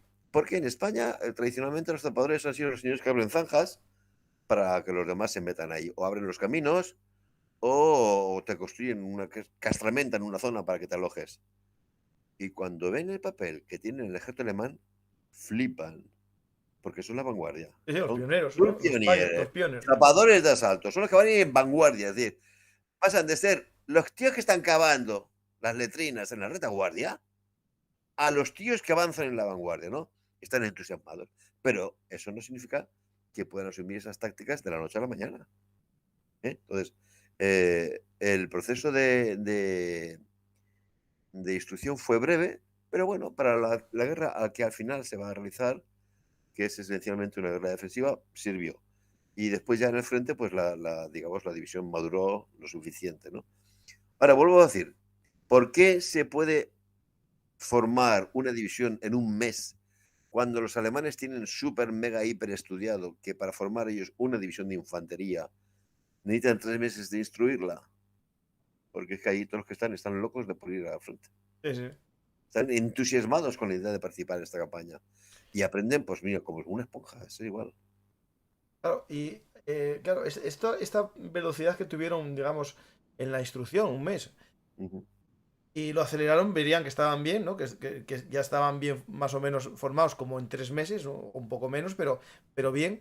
Y aquí se me plantea, ¿no? Leyendo libros de la División Azul, ¿no? La lentitud que tuvieron para llegar desde, no digo desde Alemania, desde Polonia al frente. Claro, No, claro, ahí, ¿cuál fue es que hay una serie, digamos, de mitos No, no, sí, por que eso se digo. mantienen, y uno de los mitos grandes es que el ejército alemán estaba motorizado. No, no, Entonces, no, no, era hipomóvil como mucho. hipomóvil total. De hecho, tengo un par de artículos sobre el tema yo. Sí, sí. Sí, sí. Es un ejército hipomóvil, ¿no? Y es un ejército hipomóvil que se encuentra además con que entra, lo mandan al frente en una fecha muy concreta, en agosto, para resumir, ¿no? En agosto los alemanes han avanzado hasta un cierto punto, y lo que están haciendo es acercar sus bases logísticas. En una guerra moderna ya sabes perfectamente los consumos que hay de munición, de combustible, etcétera, etcétera. Entonces, las bases logísticas alemanas están siendo trasladadas hacia el este para participar después en lo que será la guerra ofensiva sobre Moscú. Muy bien, la División Azul en orden de combate, es decir, de España salieron 19 convoyes porque no iba más que la tropa. Ahora, en orden de combate, es decir, con su armamento y con sus equipos, consume 66 convoyes ferroviarios, ¿vale? Muy bien. El grupo de ejércitos centro, que es la cual iban, estaba recibiendo 5 o 6 convoyes ferroviarios al día. Si mandas a la División Azul por tren al frente, significa que durante 2 semanas el grupo de ejércitos centro no recibe ni munición, ni combustible, ni nada. Y ya de por sí estaban recibiendo poca. Porque había que ir andando. Es más, detrás de ellos iban divisiones alemanas andando. Y pásmate, cuando se produce la gran crisis de la ofensiva de invierno rusa, en enero del 42, y los alemanes tienen que rebuscar por ahí donde puedan y mandar regimientos para aquí, regimientos para allá. Esos regimientos, estoy hablando de enero del 42, esos regimientos hacen la marcha hacia el frente andando. O sea, no tuvo nada que ver con una predisposición contra los españoles. No, eso eran los medios que tenían, los pocos medios de transporte motorizados que se podían disponer de ellos, estaban utilizados para el transporte de combustibles a zonas de extremada urgencia, ¿no? Y el transporte ferroviario, pues tenía eso, estaba todo. Si hubiera ido la División Azul el verano siguiente, la cosa habría cambiado radicalmente, porque para entonces los alemanes ya habían cambiado el ancho de las vías rusas y podían tener un tráfico mucho más intenso. Pero es que están avanzando y cambiando vías ferroviarias. Es que es una operación increíble, ¿no? Entonces, van a... Carlos, mira, tengo un programa que si no lo viste, Carlos, es un programa, interrumpo porque es muy bueno, un programa. Víctor Tarradellas, que es... llegó coronel de la reserva del ejército español y profesor de la escuela de Calatayud de logística, da clase de logística. Tengo un programa con él sobre la logística en la Segunda Guerra Mundial. y comentamos, íbamos a hacer un programa sobre toda la logística y al final quedamos solo en la alemana y tenemos pendiente otro sobre la americana, en Normandía sobre todo, ¿no? Y hablamos mucho del tema de cuántos camiones necesitaba cada división, cuántos vagones de tren y los problemas que comentas que ya no eran capaces de suministrar a una división todo el material, no iban a usarlo para transportar tropas. Estoy contigo 100%. Sí, sí, sí. Entonces, claro, le toca ir, pues las noticias son de que todos los alemanes no hubo ni el más mínimo trato discriminatorio. Delante de ellos y detrás de ellos iban alemanes andando tan ricamente. Los alemanes siempre, los españoles siempre cuentan, ¡ah! Nos pasó una división Panzer por la carretera. Y es verdad, sí, sí. Pero eso demuestra justamente lo exacto de mi argumentación. Tú sabes que mandar una división Panzer a hacer 800 kilómetros por carretera es cargar a la división Hombre, Panzer. los orugas ya están deshechos ya Claro, cuando en el llegan kilómetro y 200. es un derroche de combustible fenomenal, Sí, ¿no? sí, sí. Si les pasó una división Panzer andando, esa es la mejor prueba de que no había otro tema de forma de, porque vamos, madre mía, meterle 800 kilómetros a un carro de combate, cuando llegan están hechos fosfatina a todos, ¿no? Sí, sí. Así es que, pero bueno, sí, los señores, eso es cierto, lo sintieron como un agravio. Ah, fíjate, nos llevan andando. Claro, claro, a ver. Esto a lo mejor todavía hay alguno que recuerda los viejos tiempos, ¿no? De que los señores iban a caballo. Sí, sí, sí. Que los hidalgos vamos a caballo. Pues tenemos estos hombres que van llegando, ¿no? Ahí a Rusia, ¿no? Y si no, es que no repasé el programa porque no me da la vida para tantos programas, pero bueno, me voy a hablar de oído un poco. Y llegan justo a un flanco, ¿no? Que es el lago Lagoda, esa zona sur No, del el lago lago. Ilmen, el El lago Ilmen, Ilmen. Ilmen, justo al lado, para cerrarlo, ¿no? Para proteger que se cerrase la zona sur del lago, ¿no? Sí, bueno, no, el lago, vamos a ver, en este momento cuando los alemanes llegan, perdón, cuando los españoles llegan al lago Ilmen, el lago Ilmen fluye hacia el lago Ladoga, Mm. justamente por el río Volkhov. Entonces, el frente está en ese momento a lo largo del río Volkhov. Muy bien, los alemanes han llegado al Ladoga, tienen un pequeño pasillo que llega al Ladoga, pero la mayor parte de la ribera del lago Ladoga sigue en poder de los soviéticos. Entonces dicen, bueno, mientras pueden suministrar a San Petersburgo o a Leningrado, como quieras llamarle, por vía fluvial, no hacemos nada. Para cercar realmente Leningrado, tenemos que subir hasta el río Svir. Allí enlazar, el Svir está entre la Ladoga y el Onega. Ujú. Allí enlazar con los finlandeses, con lo cual ya San Petersburgo queda totalmente aislado, absolutamente aislado, y siendo una ciudad con ese volumen de población, cae como una fruta madura, porque una ciudad con ese volumen de población no puede subsistir sin suministros, ¿no? Entonces la operación es en dirección a Tikhvin y los españoles tienen que hacer ahí una función de franqueo. ¿eh? Tienen que avanzar en dirección a a una zona que se llama Borovichi, ¿eh?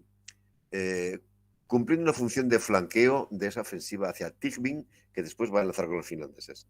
Bueno, pero repito, es que han llegado en un momento en que a los alemanes ya, justamente en ese instante, todo les sale mal, ¿no? El avance sobre Tikhvin cuesta lo que no está escrito, les cuesta lo que no está escrito, no pueden ni soñar con seguir de Tikhvin hacia el río Svir, y por tanto han tenido que concentrar ahí todo su poderío, ¿no? Y dan a la orden de los ataques, digamos, secundarios, frenarlos. A los españoles dicen, no, en vez de avanzar hacia Borovichi, que es lo que tienes que haber hecho, pasando por Msta, ¿eh? Quédate ahí y nos proteges el flanco, porque no tenemos más fuerzas, ¿no? Ujú. Y es lo que pasa, te pasan a una posición defensiva, ¿no? Están redactados todos los planes de ataque, las unidades están asignadas, se han enviado las unidades de refuerzo pertinentes, es una zona muy pantanosa. Así es que los alemanes han enviado como refuerzos, por ejemplo, batallones de pontoneros alemanes, porque la División Azul no tiene pontoneros, ¿no? Etcétera, etcétera, etcétera. Pero se congela todo, porque el ataque hacia Tikhvin, conquistar Tikhvin cuesta lo que no está escrito y no hay forma de seguir más allá de Tikhvin. Se paraliza la parte española de la ofensiva y dicen pasar a situación defensiva. Bueno, como estaban justamente, para que nos hagamos una idea, imagínate un triángulo, ¿no? que en el vértice está Tigbin, pero este triángulo está tumbado, ¿no? Muy bien. Los españoles se encuentran en el flanco, en la base de ese triángulo. ¿eh? Y claro, es el lugar perfecto para una contraofensiva rusa, cortar ahí, de tal manera que todas las tropas que han llegado hasta Tigbin encima van a quedar cercadas, ¿no? Así que presionan sobre el sector español con una fuerza increíble. Muchísimos efectivos se lanzan contra los españoles y entonces aquí es la primera vez que los alemanes se quedan bastante sorprendidos, porque no nos engañemos, tenían sus dudas sobre el valor de los españoles. Y bueno, si estos tíos son gente que se ha inspirado durante años en el modelo francés y a los franceses los hemos merendado, pues ya ves tú, estos tíos. No, se quedan de piedra cuando ven que los españoles no ceden ni un palmo. Oye, y encajando muchas bajas, ¿eh? Porque, por ejemplo, la batalla de Posad, el cerco de Posad, o el cerco, mucho menos conocido, pero no menos épico, no menos heroico, de Nikitkino, consumen un montón de fuerzas. Pero el español dice, no, ¿qué nos han dado esta orden de que aquí no pasa nadie? Pues aquí no pasa nadie. ¿eh? Luego, los planes soviéticos de romper por el sector español, para nada, para nada. La División Azul demuestra una tenacidad defensiva a fuerza de, vamos, no abandonarán sus posiciones en la ribera oriental del río Volkhov, que han cruzado, repito, para formar este flanco de la ofensiva alemana, hasta que los alemanes deciden, bueno, lo de Tigrin ya es insostenible, luego nos vamos, abandonamos Tigrin. Y como ya se va a abandonar Tigrin, no tiene sentido estar cubriendo ese flanco, ¿no? Y entonces es cuando dicen, bueno, pues si estos se van, nosotros también nos vamos. Si tienes en cuenta que para entonces los españoles han tenido bajas equivalentes a 4 batallones de infantería, lo entiendes también el alivio que tienen cuando dicen, volver al Volkhov va a ser un alivio. Es el 7 de diciembre, de tal manera que la mayor parte de las tropas españolas han repasado el río Volkhov el 8 de diciembre. Me imagino que la fecha te dice algo. El día de Inmaculada. El día de la Inmaculada. De hecho, sobre el Volhov tengo un artículo, un programa con Daniel Ortega, un cómic sobre el cruce del Volhov. Lo recomiendo a la gente. Sí, muy bueno, muy bueno, muy bueno. Bueno, te digo porque muchos españoles lo interpretaron en clave providencialista, oye, es decir, la Virgen nos ha salvado. Sí. La Virgen Inmaculada, que nuestra patrona, nos ha salvado. Porque si tenemos que seguir aguantando lo que estábamos aguantando, mira, una de las cosas que, bueno, durante una serie de años, no sé ahora qué va a pasar, los archivos soviéticos han estado muy abiertos. Ahora con esta situación ya no sé qué va a ocurrir. Pero se podía consultar la información de las unidades que operaron contra los españoles. Y hay gente, españoles, Antonio Manuel Vargas, por ejemplo, que lo está haciendo. Un pequeño detalle, solamente un detalle. Documentos sobre el día 4 de diciembre, que es cuando lanzan un ataque feroz sobre Nikitkino, donde hay un batallón español machacadísimo. Las unidades militares mandan 3 partes al día.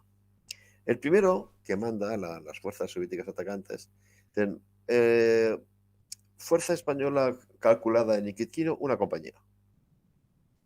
Vamos a atacar con 3 batallones. Luego esto está chupado.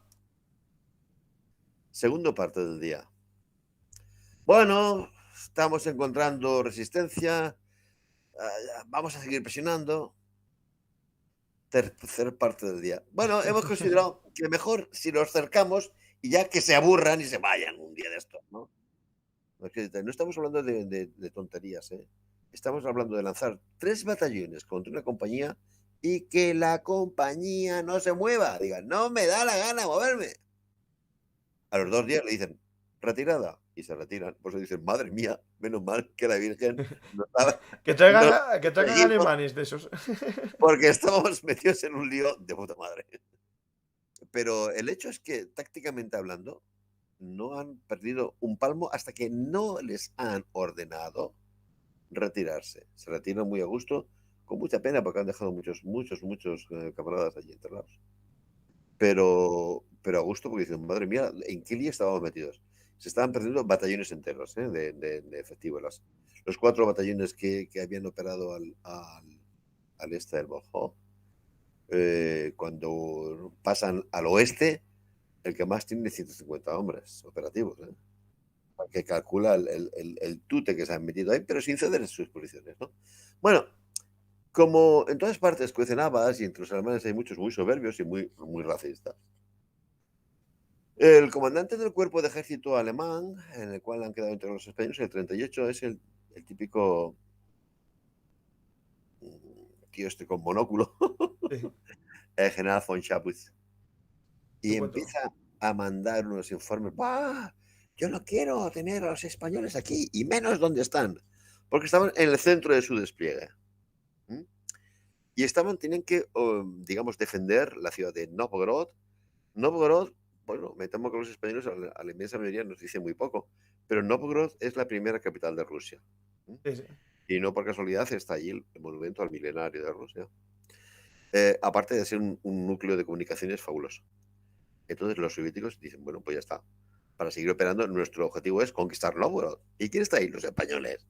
A por ellos. Y claro, y von Chapuis dice, como están los españoles, que son una banda de matados, estos tíos me van a montar una pirula, que me lo saquen de aquí. Yo quiero tropas alemanas que de esa vencía. Bueno, no llegan las tropas alemanas, porque bueno, estamos hablando de que los soviéticos están atacando en todas partes, etcétera, etcétera, ¿no? Así es que, bueno. Entonces, a finales de diciembre, los soviéticos lanzan un montón de ataques contra el sector español. Pero un montón. ¿Mm? Todos, uno detrás de otro, tim, pam, pim, pam, pim, pam, los rechazan los españoles.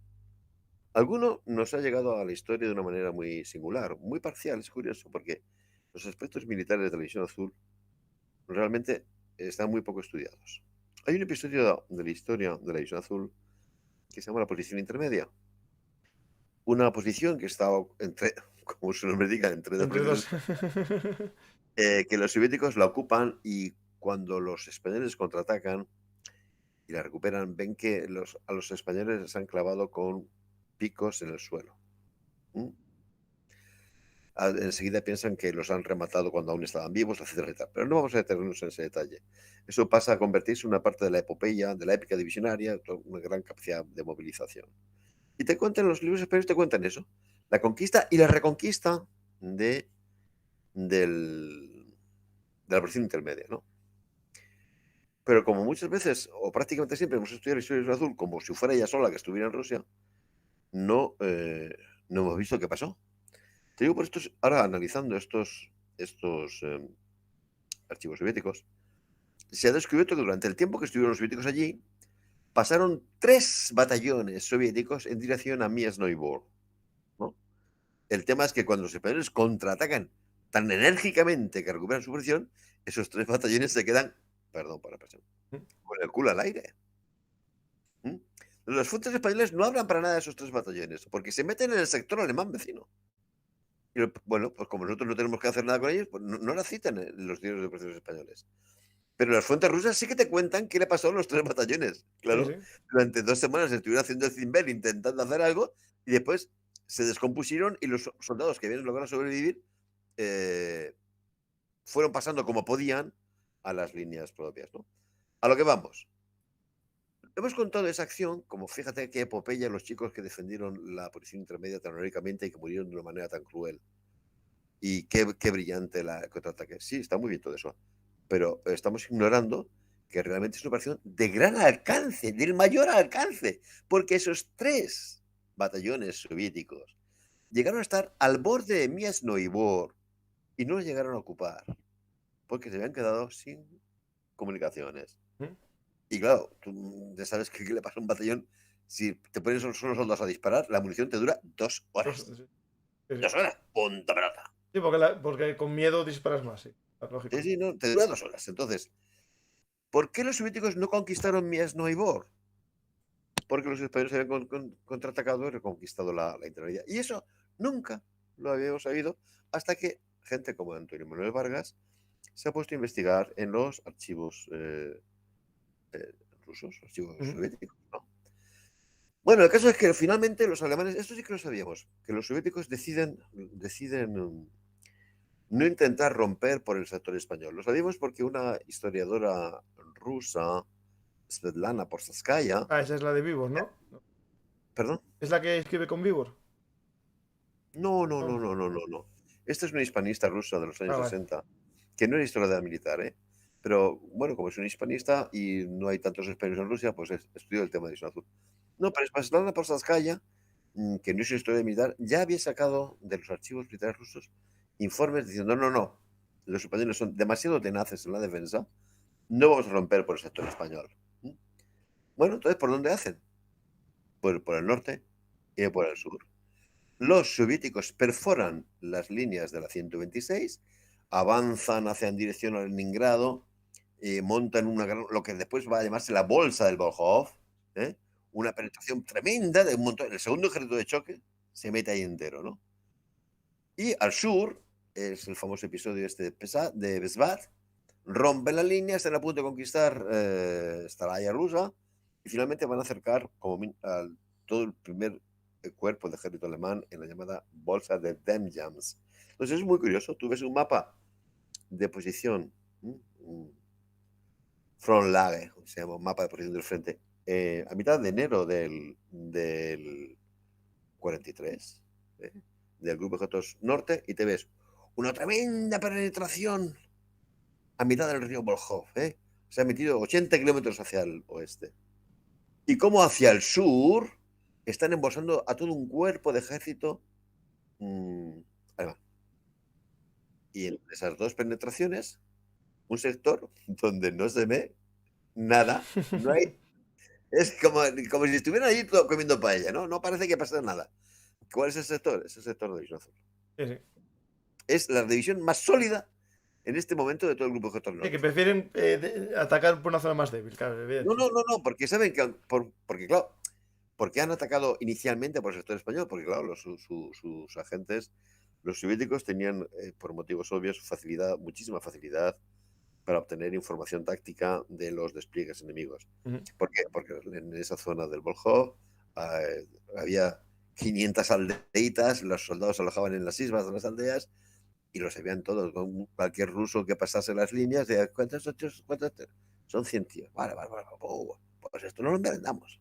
¿De Sí, acuerdo? sí. O sea, sabían perfectamente que los españoles estaban bajo mínimos de efectivos, ¿no? Pero muy bajo mínimos. Que pues ya está, no lo envenenamos. También en este sentido son víctimas de su propia propaganda, como dicen, va, estos son todos una banda de comprados por el fascismo, mercenarios, yo qué sé, cosas de ese tipo, ¿no? Pues ya está, esto lo hacemos en un segundo.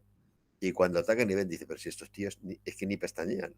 A estos tíos para moverlos de aquí, ¿qué vamos a hacer? No, no podemos. Entonces, repito, rompen al norte de los españoles y avanzan Ujú. montón de kilómetros, por supuesto, conquistan ahí, ahora sí, Miasnoibor, cruzan la carretera de Chudovo y se meten un montón de kilómetros. Y al sur, ya te digo, llegan a acercar a todo el primer cuerpo de ejército en la llamada Bolsa de Demjans. Pero repito, por donde están españoles, no les dejan hacer nada, nada. De hecho, estamos en lo de siempre.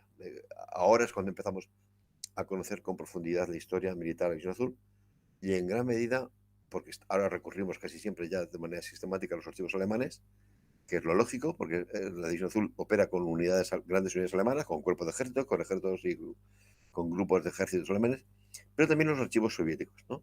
Entonces, sí que sabemos perfectamente que una vez lograda la gran penetración hacia el norte, por el norte, esa que se va a transformar andando el tiempo en la llamada bolsa del Volkhov, los soviéticos tienen perfectamente diseñada la operación para acercar a los españoles con un ataque de esa penetración para coger a los españoles por la retaguardia.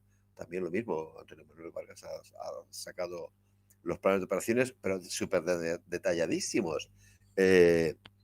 ¿Dónde se van a hacer lanzamientos de paracaidistas para apoyar a las vanguardias que van a atacar a los españoles, etcétera? Pero no, vamos, ni de broma llegan a hacerlo. ¿Por qué? Porque donde están los españoles no pasa ni Dios. Sí, Punto sí. pelota. Vamos a otro Es una, sitio más fácil. es una tenacidad defensiva tremenda. Están dispuestos a aguantar lo que sea, que volvemos a lo de siempre. Dice, bueno, ¿Y estos tíos? ¿Qué demonios hacen? ¿Por qué están peleando como locos por una aldea que se llama Posad o Termes, que ni les va ni les viene? Porque están combatiendo por sus ideas. Porque son voluntarios que combaten por sus ideas. Ni más, ni menos. Si no, mira, a mí que me cuentas a Posad, porque le den morcilla a Posad, o a Termes, o a Besbat, eso no importa nada. Pero como son gente que combate por sus ideas, yo siempre pongo un ejemplo y subrayo que no quiero que se interprete en clave de desprecio, ¿no? Me explico. Ahora salto un poquito más adelante, ¿verdad? Me salto al invierno siguiente. Vale. Cuando los La españoles... 42. sí, sí. Cuando los españoles van a recibir el ataque de Krasnivor. Por esas fechas, el octavo ejército italiano en el frente del río Don es atacado también. Bueno, tienes ahí 200.000 italianos en línea, ¿no? 80.000 prisioneros, 20.000 muertos. Los 100.000 restantes escapan. Sí, sí. Repito, 80.000 prisioneros, 20.000 muertos. Muy bien, cuando se ataca por las mismas fechas en Krasnivor a los españoles, en el sector español hay 5.000 hombres, mueren 1.000, capturan prisioneros a 200 y después tienes el resto de heridos, etc. Pero, ¿ves la diferencia de número de prisioneros? Sí, sí, sí, sí. La proporción entre muertos y prisioneros son súper significativas. ¿Por qué los italianos, digamos, pelean tan poco? No pretendo para eso decir nada, ni remotamente, ¿eh? Nada de que los italianos sean malos No, era la soldados. moral, ¿no? La moral que no No, te... Claro. es que los italianos que están en Rusia son gente a la que le han dicho, sí, tu regimiento a Rusia, tu división a Rusia, tu batallón a Rusia, tu batería a Rusia. Y dicen, pero si yo quedo en Rusia. Entonces se rinden, punto pelota. Sí, sí.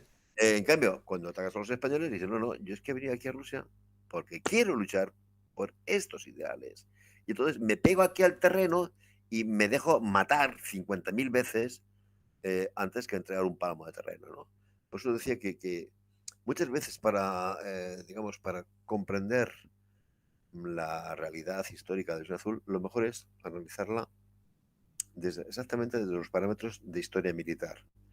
¿Quién demonio puede seguir sosteniendo que en la División Azul había muchos forzados y muchos tíos que iban por la paga cuando el día 10 de febrero atacan el sector defendido por 5.000 hombres con sabemos el número de disparos, con 40.000 disparos de artillería de campaña. Es una concentración tan brutal, absolutamente brutal, No, sí, sí. que si no tienes unos soldados fanáticos, se ponen a correr y no paran de correr hasta que llegan a la frontera de los Pirineos. A priori sí. Bueno, claro. Entonces, ¿qué me cuenta usted de que hay gente forzada o de que hay gente que se va por hambre? No, mire, si es que esas proporciones, yo lo analizo desde el punto de vista histórico militar, digo, vaya usted a la porra, ¿cómo puede decirme esas mentiras? Para que te hagas una idea, el día que en la guerra civil hubo mayor despliegue de fuego artillero sobre una superficie un poquito más, quizá un poquito más extensa que el sector de Krasnivor, es en el vértice Cabal, se consiguió algo que pareció algo imposible, casi increíble, ¿no? Meter 10.000 disparos de artillería de campaña.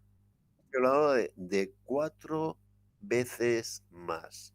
Así que los veteranos de batallas como Krasnivor, cuando se da caso, sobre todo se da caso entre oficiales y suboficiales que eran profesionales, cuando dicen la guerra civil, un juego de niños. No, el fuego artillero. Yo tengo un dato, Carlos, de un artículo que escribí hace tiempo, que había 700 piezas de artillería atacando un frente de 5 kilómetros, con una cadencia durante 2 horas, con una cadencia de 10 proyectiles de un proyectil por segundo, por cada 10 segundos. Aquí estamos otra vez lo he citado varias veces porque, como puedes ver, me parece admirar lo que está haciendo Antonio Manuel. Yo escribí un libro, lo he citado al principio, creo. Un libro sobre la artillería española en la batalla de Krasnivor, que se llama Artillería española y alemana en la batalla de Krasnivor, porque utilicé fuentes alemanas. Muy bien. Entonces, los alemanes eran los que informaban del despliegue enemigo. ¿Mm? Eran los que tenían grupos de señalización y localización de artillería y podían calcular el despliegue enemigo y tenían mecanismos para contar los impactos. Mecanismos de sonido y por destello que contaban los disparos, ¿no? Muy bien. Entonces, en base a esos datos, los grupos de señalización y localización alemanes emitieron una serie de informes sobre el número de piezas de artillería y baterías que hicieron fuego aquel día. Después los servicios de inteligencia localizaron una serie de unidades, pues han intervenido, Y esos son los datos que utilicé en mi libro, porque aparecían en los archivos alemanes. ¿Cuál ha sido mi sorpresa? Cuando este investigador que estoy citando se ha puesto a trabajar en los archivos rusos. Es que había más baterías de las que imaginábamos. Es increíble. Dicen, pero si ya nos parecía una barbaridad, nos parecía una cantidad increíble. Pues no. Había más baterías de las que imaginaba. Claro, el tema es que a lo mejor caían dos a la vez y solo sonaba uno. Sí, no. Decía, Cae uno muy grande y uno pequeño y se oía solo grande. Sí, conocí a un veterano de la batalla de Krasnodar, una persona muy famosa, dio muchas conferencias por toda España, un sargento, medalla militar individual, Ángel Salamanca. Y lo decía medio muerto de la risa siempre. En todos los libros y en todas las películas ponen eso de que donde ha caído un proyectil de artillería te puedes esconder, porque ya no cae otro. Dice, mentira. Dice, lo he podido comprobar. Caía más de un proyectil en el mismo sitio. Claro. Y no mueven el ajuste. Dice, no te creas eso. Dice, pueden caer más de un proyectil en el mismo sitio, ¿no? Entonces, ya te digo, tú pones esos valores, ¿no? Esas cifras. Y después dices, ¿qué hace una persona cuando recibe esa masa de fuego? El instinto de supervivencia tiene mucha fuerza en el ser humano. Lo más normal es el más mínimo interrupción que detectes, porque siempre que cuando se hace fuego artillero llega un momento en que tienes que parar para que tu infantería avance. Pues si eres una persona normal, por así decirlo, en cuanto para el fuego artillero dices, no voy a parar de correr hasta que me quepa un átomo de energía, ¿no? De correr hacia atrás, claro está. Pues no. Se quedaron a ver avanzar a los soviéticos y los cegaron con las MG-34. ¿Por qué? ¿Eso lo hace un señor que va allí por la paga? ¿Eso lo hace un señor que va allí por salvar el expediente? No. Lo hace un señor que está absolutamente convencido de que su presencia allí es necesaria para obtener unos ideales que él persigue. Que podrás compartir. Que serán buenos, malos o peores, pero son los suyos. Pero que eso no se puede explicar más que si haces este análisis. Yo, por ejemplo, pues mira, puedo tener una opinión u otra sobre las brigadas internacionales. Bueno, muy bien. Pero un señor que viene, como se dio en los casos, desde Australia, desde Canadá, desde Estados Unidos, a luchar en España, pues chicos, lo hacen por sus ideales. ¿Lo comparto? Es evidente. Sí. ¿Lo comparto? No, pero no puedes negar la evidencia. Sí. ¿No? Entonces, ¿cómo vas a decir que este señor que aguanta este fuego artillero tan descomunal, tan incomprensible, tan inconcebible, es que es una cosa que los seres humanos no podemos ni imaginar? ¿Cómo puedes decir que está allí porque lo han sacado de una cárcel y lo han mandado allí obligatorio? Es tan absolutamente ridículo que alguien diga eso que te pones a dudar sobre su capacidad de... No, lo que pasa es que a lo mejor hubo un caso o dos de deserciones, que eso a lo mejor sí que los hubo, y es una pregunta que te hago, Carlos, en algunos libros que leí de algún autor así contemporáneo, actual, resalta mucho eso, ¿no? Claro, hay que ver el porcentaje de casos que pudo ser uno entre 1000 y, claro, de eso convierte de la excepción hace la regla, ¿no? Ya. Mira, el tema de las deserciones está tan súper estudiado que da risa por tener que hablar sobre él. No, pero me refiero a eso, que el que dice eso es porque se basa en un caso y hace la norma, ¿no? Está perfectamente computado, contado, etcétera, Sí. etcétera. Y autores como Núñez Cejas, que es cualquier cosa menos un simpatizante de Visión Azul, Ese es el libro en pues el que lo sí, decía. claro, pues este señor te lo dice, no, no, el porcentaje de deserciones en las brigadas direccionales es 10 veces mayor. Claro, sí que hay deserciones, por supuesto que siempre hay deserciones en todos los ejércitos, en todas las campañas, en todas. ¿eh? Pero dices, bueno, ¿qué es? ¿Un 0,02%? Bueno, pues entonces le vamos a dedicar el 0,02% de este programa. Es decir, ya le estamos dedicando 20 veces más del espacio que merece. Sí, sí, sí, no, que O yo te entiendo digamos, perfectamente lo que ¿tres quieres decir. páginas de un libro? No, no, es que mira, con una nota de pie de página te basta.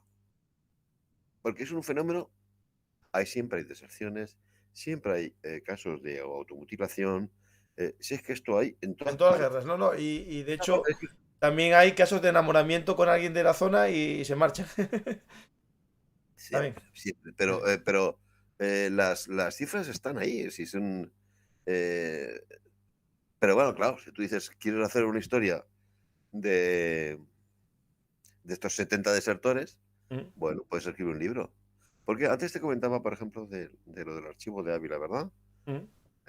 Si tú has sido el soldado más valiente del mundo, etcétera, etcétera, pero nunca has pedido ningún papel, en tu expediente no hay nada. Claro, claro. Si tú has sido un sinvergüenza y te han detenido porque le has metido mano a una rusa o porque has desertado, tienes un expediente increíble. Sí, sí. Con lo cual, a la hora de escribir un libro, tú puedes citar un montón de documentos porque ese pájaro ha dado lugar a muchísimos papeles, ¿no? Tú imagínate si digo, bueno, voy a hacer una historia de Oviedo y me meto en la comisaría de policía y cojo, digo, los 50 mayores sinvergüenzas de Oviedo, ¿no? Tenemos unos legajos ahí Me de vas a hacer un Oviedo muy criminal. 20 robos, 5 asesinatos, tal. Te voy a hacer la historia de Oviedo y te No. cuentas esos 50 casos. Pues imagínate, después lo normal es que en Oviedo hay 200.000 personas que nunca han puesto los pies en una comisaría más que para sacarse el carnet El DNI. Sí, ¿no? Pero si tú coges a esos 50 pájaros, sí, sí. pues no, es que no, repito, es una cantidad tan irrelevante Mm. que dedicarle. Y además, solamente hay una razón por la cual valga la pena quizá detenerse en ella, y es que hay un refrán castellano, yo soy muy amante de los refranes, ese de que en el castigo llevar la penitencia, ¿no? Perdón, en el pecado llevar la Exactamente. penitencia. Y es que los soviéticos dijeron, vamos a ver, ¿y este tío por qué deserta? Claro, claro, claro, espía, espía. Dice, ¿quién en su sano juicio desertaría para venirse a Leningrado, que estamos aquí cerca? No, no, es complicado. Yo, ¿Y por quién ejemplo, va a hacer toda Europa, ocupamos los alemanes, va a estar aquí rodeada de fascistas de estos de Visión Azul para desertar? Este tiene una de dos, o está loco, o es un agente provocador. sí, sí, Moraleja, ¿qué le pasó a los desertores? Pues que los tuvieron en los campos de concentración igual que a los prisioneros. sí, claro. Sí. Porque nadie en su sano juicio podía creerse que hubieran desertado. Los que no se lo creían para nada eran los soviéticos. Mm.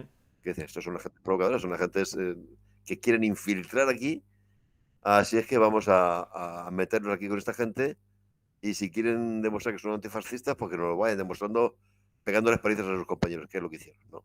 Pero estuvieron los mismos años, 11 años, que los compañeros suyos de visión que habían sido cogidos prisioneros, digamos así, en buena lid. Claro, pero Así que es los una historia nombraron como absolutamente. capos, ¿no?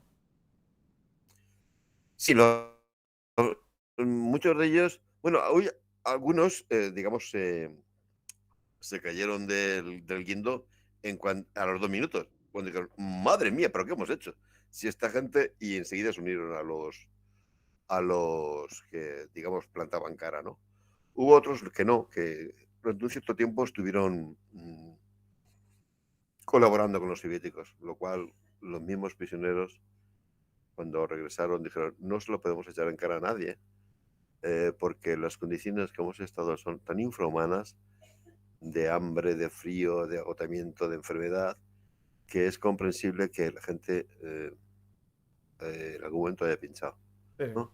lógico. No se le puede pedir a un ser humano que sea un héroe durante 11 años todos los días. Eso es una monstruosidad, eso está fuera de la naturaleza humana, ¿no? Eso no se puede... Y los que colaboraban con los soviéticos durante X tiempo, mm, sus mismos compañeros los perdonaron totalmente, ¿eh? Y tuvieron una especie de acuerdo entre caballeros de que una vez vueltos en España ya nadie más hablaba de esto. Ujú. No, es importante. Y el tema que te decía de los enamoramientos, se lo comento porque un amigo, Pedro Villanueva, tiene un libro que es el Festival de la Cosecha, que bueno, tiene que ver con, bueno, con una matanza en Majdanek. Y él mete un personaje que es asturiano, de la División Azul, que conoció a su mujer en Polonia. Y él, bueno, es uno, digamos, desertor, no, porque es cuando bueno, cuando la División Azul ya se desorganiza, él se queda por allí en Polonia y al final vuelve para España andando. Una historia muy compleja y que la cuenta muy bien en su libro. Y ese caso de enamoramiento, ¿existieron más de mujeres? O sea, Muchos muchos, casos ¿no? de enamoramiento, claro, muchísimos casos de enamoramiento. Eso es, eso es de cajón. No, no, no, pero es La mayor importante parte porque, de claro, los chicos que van a Rusia son jovencitos, están en una edad en que uno se enamora, pues ya sí, ya también, ¿no? Y en condiciones del frente, pues más aún, ¿no? Mm, va por barrios un poquitín, y te voy a explicar. Hay zonas que se prestan a eso. ujú, ¿Mm? Los soldados que estuvieron desplegados en lo que es el frente del río Volkhov cuentan muy pocos casos de enamoramientos y de tal. ¿Por qué? Porque mira, estabas todo el día de luchando, claro. centinela y de Sí, guardia. sí, claro, claro. Cuando volvías a la isba estabas machacado, te caías como una piedra y no querías saber nada. Y si había una señora rusa jovencita o no jovencita allí, lo único que pedías por favor es que te diera la comida y que te lavara la ropa, y punto pelota, ¿no? En cambio, como los divisionarios eran un porcentaje de ellos, eran gente muy culta, muchos universitarios, muchos bachilleres, han escrito la intemerata de diarios y de memorias. Es increíble. Entonces hay un caso muy curioso. Los españoles cubrieron al sur del río Volkhov hasta el lago Ilmen. Entonces una parte importante de la ribera del Ilmen la cubrían ellos, con unidades que patrullaban la zona. Muy bien, ahí no había frente. El tío estaba en el frente del Volkhov, en el río Volkhov. Delante tenía un ruso, Ujú. a la otra parte del río, ¿no? Que le hacía fuego todos los días. En cuanto levantaba la cabeza, ¡pim! Un tiro. No. La zona del Ilmen, bueno, pues estaba todo el Ilmen hasta la zona que donde estaban los soviéticos. Había incursiones, cosas de este tipo, pero hombre, era una vida bastante más relajada. Bastante más relajada. Entonces, ¿se podía tontear? No. Todo el mundo estaba ahí por ahí tonteando. Ujú. Todos los españolitos de esa zona, me da lo mismo la unidad que fuera, se echaron una novia rusa y lo cuentan sus amoríos y tal. Y dice, coño, ¿por qué este tío que está en la primera antitanques cuenta tantos amoríos y este que está en Australia no cuenta nada de amoríos? Porque estaba en una zona Que no donde, hay. donde se podía uno relacionar en condiciones normales con la población civil. No estabas agotado, nena, tú estudias o trabajas, eres de por aquí, vives en San Petersburgo. Ujú. Ah, quedamos y salimos a pasar un paseíto por el río, tal, por el lago y tal, igual.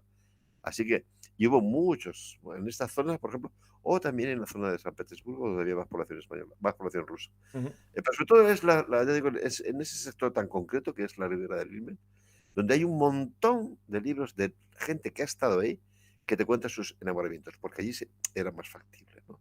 Y claro, eh, mmm, las chicas rusas, muchas de ellas eran campesinas un poco brutotas, ¿no? En un aspecto Ujú. así, quizás, digamos, poco femenino, por así decirlo. Pero hay un diario de un oficial que lo dice, de un soldado le dice, mi capitán, las rusas no valen nada, dice, pero cuando una sale guapa, dice, ¿sale guapa? Bueno, entonces, Eso está puesto en oh, el diario, ¿no? Es que esas son cosas que sí, humanizan a la gente. Es decir, alguien dirá, no, ¿qué tal? ¿No? sí, Pero sí, sí, sí. eso, Pero te lo digo porque efectivamente claro, hay es que. muchos, Sí, sí, sí. muchísimos amoríos, hay muchísimos hijos, ¿eh? Ujú. Hay muchísimos hijos, está Y perfectamente vienen documentado. muchos, como el caso de este libro que yo cuento, ya él intenta traer a su pareja a España. Y hubo casos que intentaron traerse a sus parejas. Constan uno o dos casos de rusas que llegaron a través de España. Ujú. Hubo más casos de letonas. Ujú. De letonas. Aquí sí que hubo bastantes más casos. Letonas. Sí, es que en Letonia, en Riga, había un hospital militar español. Y las letonas a los españoles se desmayaban cuando las veían. Las veían las tías más buenas del mundo. Sí, sí. Enamoramientos con letonas hubo un montón. Y aquí sí, la legislación alemana, que todos sabemos que tiene un fortísimo componente racista, bueno, pues lo permitía. Bueno, esta es una chica occidental, se pueden casar y se la pueden traer. Pero a las rusas no había manera. No había manera. Hubo alguno Ujú. que las llevó hasta retaguardia. Pero claro, ¿qué pasaba? Las unidades cuando salían del frente tenían que someterlas a un proceso de desinfección. ¿eh? Y el proceso de desinfección era siempre el mismo. Tú llegabas a una tienda muy grande, con unas duchas, etcétera, etcétera. Dejabas la ropa ahí, que se entregaba a eran compañías especiales, el Lazun Kompanien, compañías de desinfección. Tú le entregabas tu ropa, ellos la metían en unas autoclaves de esas tremendas, mataban hasta el último bicho, y a ti te hacían pasar por esas duchas de desinfección y te iban enjabonando y tal. Claro, ahí pillaba a todo el mundo, claro. Sí que consiguieron traerse, de esos casos sí, bastantes más, a chicos jóvenes rusos que simpatizaban con los españoles, que Ujú. estaban con ellos, los llevaban los malenkis. ¿eh? A eso sí, porque con que el chaval estuviera callado, ya estaba. Sí, sí. No tenía- El uniforme y para adelante. Desnudarse, no los puede distinguir de un varón español. ¿no? Ujú. Pero a las chicas rusas Y una cosa, cuando se ven imágenes. hubo muy pocos casos. A mí me constan 2 casos, que hicieron maravillas y consiguieron traerse a la novia rusa. ¿eh? En el tema, hablando de mujeres, ¿no? Cuando hablamos de equipos sanitarios, ¿hubo alguna enfermera española que fuese a los retaguardia, digo, a estos cuarteles en Letonia, digamos, como parte del servicio médico o no? Sí, sí, hubo un contingente muy fuerte de enfermeras españolas, pero eso sí, todas las enfermeras sirvieron solamente en los hospitales de retaguardia. Eso sí, no, no, sí, sí, lógico, O sí. sea, lo que es el grupo de sanidad de la División Azul tenía su hospital de campaña. Ahí nunca hubo enfermeras españolas. Eran los hospitales llamados de evacuación o de convalecientes. Entonces, el hospital de evacuación más cercano al frente donde hubo enfermeras españolas es el de Porthof, que estaba a unos 200 kilómetros del frente. ¿eh?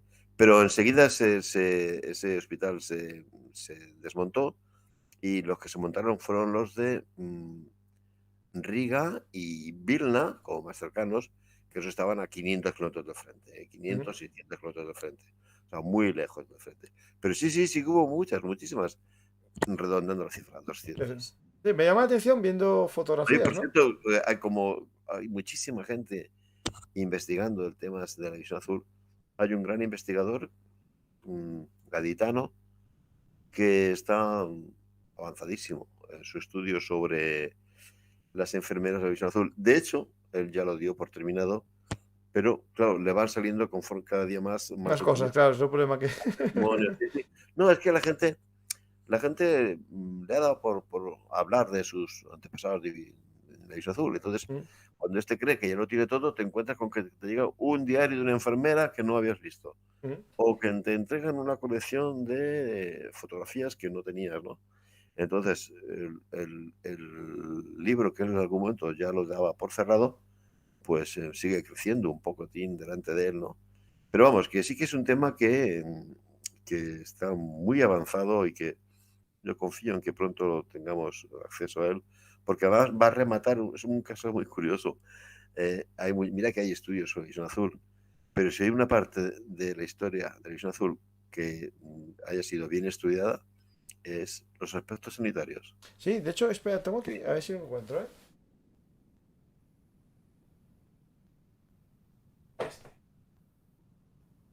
Es la biblioteca de Unguripa, Sí, el que. el doctor Cáceres García de Viedma.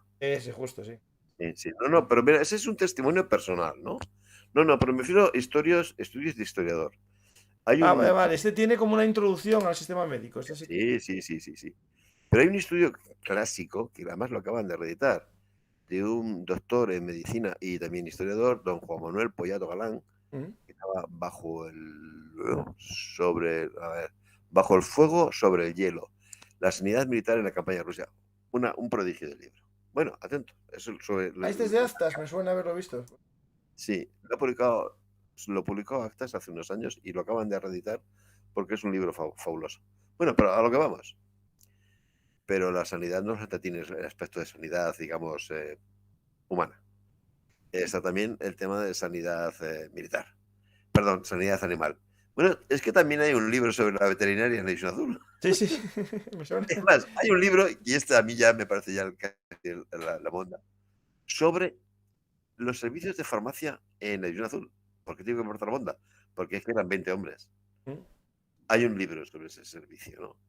Y ahora, la única parte que nos quedaba, que era el tema de la enfermería, pues está a punto de hacerse, ¿no? Con lo cual, repito, hay mucha gente que va a seguir diciendo esos tópicos, lugares comunes de fueron forzados, iban a lavar su pasado, yo qué sé, esas mamarachadas. Pero también hay un montón de investigadores muy potentes que están trabajando temas de una manera muy seria y por tanto eh, podemos conocer la realidad histórica de Visión Azul con unos detalles de una erudición que a veces dices, madre mía, pero si esto es... Sí, sí, sí. Sí, No, no, sí, es increíble la cantidad, eso. Y aparte todas sí, las memorias que bueno, que estaban en desvanes o lo que sea. sí, Y alguno dice, bueno, antes mi abuelo lo quería editar, pero no tal. Y mira, te lo dejo a ti para que lo edites. Y se hace con una especie de, bueno, también de sí, análisis sí, sí. previo. Me dices que tienes libros de la biblioteca de Guripa, Sí, ¿verdad? sí. Sí, es que va a salir enseguida el 12º volumen, ¿eh? Y eso es un trabajo increíble, ¿no? Porque mm, efectivamente libros que han estado ahí guardados, durmiendo el sueño de los justos, pensando que a nadie les iba a interesar, resulta que ahora van a los nietos y les entusiasman. Sí, sí. Dice, anda, mi abuelo que tío más grande, ¿no? Y entonces están saliendo más testimonios de divisionarios, muchos más, En vida, que sí, sí. cuando ellos vivían. Ellos a lo mejor decían, ¿y para quién le va a interesar esto? Yo no, yo lo guardo aquí, tal y cual. Y ahora llega el nieto y dice, pero ¿cómo hace mi abuelo guardó esto? Mm. Sí, sí. Si esto es una pasada interesante, ¿no? Y están subiendo, pero muchos, hasta el punto, pues lo que decíamos hace un instante, que hay editoriales como la Biblioteca de Guripa, que prácticamente esa es su Sí, especialización. sí, O sea, sí, yo creo que... no, de hecho, es interesante el término guripa, Carlos, que lo expliques a la gente, que es un término que, bueno, que a veces se usa en España para Guardia Civil, ¿no? Pero es un término de militar que se usó mucho de autodefinición, ¿no? bueno, aquí hay una cuestión que es, el término Guripa eh, está connotado en el lenguaje militar español original, Mm, tiene una connotación negativa, mm. ¿eh? Tiene un cierto tono de desprecio, Sí, ¿no? como de soldaduco, ¿no? Sí, sí. Soldadesca. Entonces, ocurrió cuando se formó la división que muchos mandos que veían con bastante desagrado a estos señores de Falange que se habían listado y tal y cual, estos son unos guripas, estos son unos guripas. Bueno, lo que hicieron los guripas fue tomarlo como un desafío y decir, sí, somos los guripas, ¿qué Somos pasa? nosotros. Entonces, al final se transformó en una especie de timbre de gloria, ¿no? De honor, ¿no? Moraleja, cuando ya se había transformado a eso una connotación, se le había dado ahora una connotación positiva, nosotros somos los guripas. Empezaron a llegar los voluntarios que vienen de España. Entonces ya los guripas dijeron, estos no son guripas, estos son mortadelas. Ah, Entonces, vale, los novatos son mortadela, ¿no? Los que van los nuevos. novatos se les llamaban mortadelas. Bueno, pero los mortadelas tampoco querían que le llamaran mortadelas. Enseguida todo el mundo quería pasar a que le llamaran guripa. Pero hay un caso que es el caso más chocante. No sé si tú has hecho el servicio militar. ¿Hiciste servicio militar tú? No. No, a mí justo el último año me tocó más o Bueno, menos. no te lo digo porque cuando hacías el servicio militar, eras un novato y tal, estaban los abuelos, los bisabuelos, etcétera. Los que le quedaban nada eran los visas. Un visa era la aristocracia de la compañía. ¿No? Es que ese es un visa, ¿no? Wow, bisabuelo, ¿no? Le quedaba menos mili que nada. Muy bien. A lo que vamos. Verás un caso cómo evoluciona el lenguaje. Los los guripas, pues enseguida empezaron a burlarse entre ellos. Estas son cosas de la, como dice el chiste, cosas de la puta mili, ¿no? Se burlaban entre ellos de sus camaradas de cierta edad que estaban casados. Ujú. Y decían, seguro que tu mujer te está poniendo los cuernos. Bueno, ya había follo ya. Verás cómo evoluciona el tema.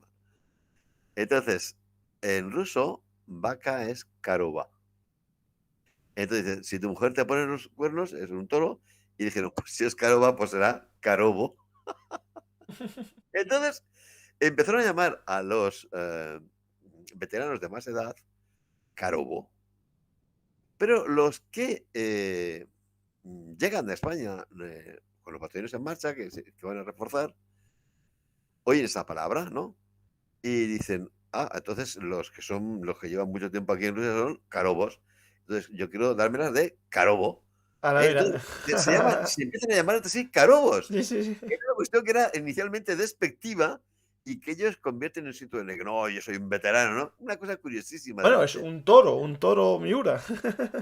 Sí, no, pero es que ya no tiene ese sentido. Ya, Ya. carobo pasa a ser un tío que es un veterano de Rusia, ¿no? Y es curioso porque entre ellos se llaman muchas veces carobo, que repito, que en sí surge como un término burlesco Ujú. para los guripas de más edad que han dejado a su esposa en España y que dicen sus colegas en plan bastante borde, en misericordia, que es como se suelen relacionar los soldados entre sí en su vida soldadesca para burlarse de ellos, ¿no? Entonces, ahí estamos en lo del principio. Guripa es una palabra en su origen despectiva, pero al final los veteranos de División Azul lo reivindicaban como un título de gloria. O sea, que yo soy un guripa, ¿eh? Es curioso porque fuera de la División Azul la palabra guripa no tiene para nada ese sentido, sino un sentido despectivo. Yo es que sí que tengo cierta experiencia militar, ¿eh? Sí. Y he oído esa palabra usada en sentido despectivo en los cuarteles. Eso pasa muchas veces, ¿no? Insultos que al final un colectivo los coge como propios Sí, sí, y entre ellos lo usan, pero no sí, gusta que sí, otro te lo diga. Es decir, sí, sí. sí. Aquí una cosa bueno, ya que estamos en modo anécdota, aquí Manuel, que es uno de los así habituales de Belum Artis y Patreon, uno de los que apoyan a Belum Artis económicamente para que sigamos contando historias, sin depender de la publicidad de esto de YouTube, porque a lo mejor este tema me lo censuran. Esto va así. Dice que mi tío abuelo estuvo en la División Azul. Contaba que cuando un soldado empezaba a reírse, todos sabían que iba a morir de congelación. Por cierto, él sobrevivió, pero con los pulmones destrozados de por vida.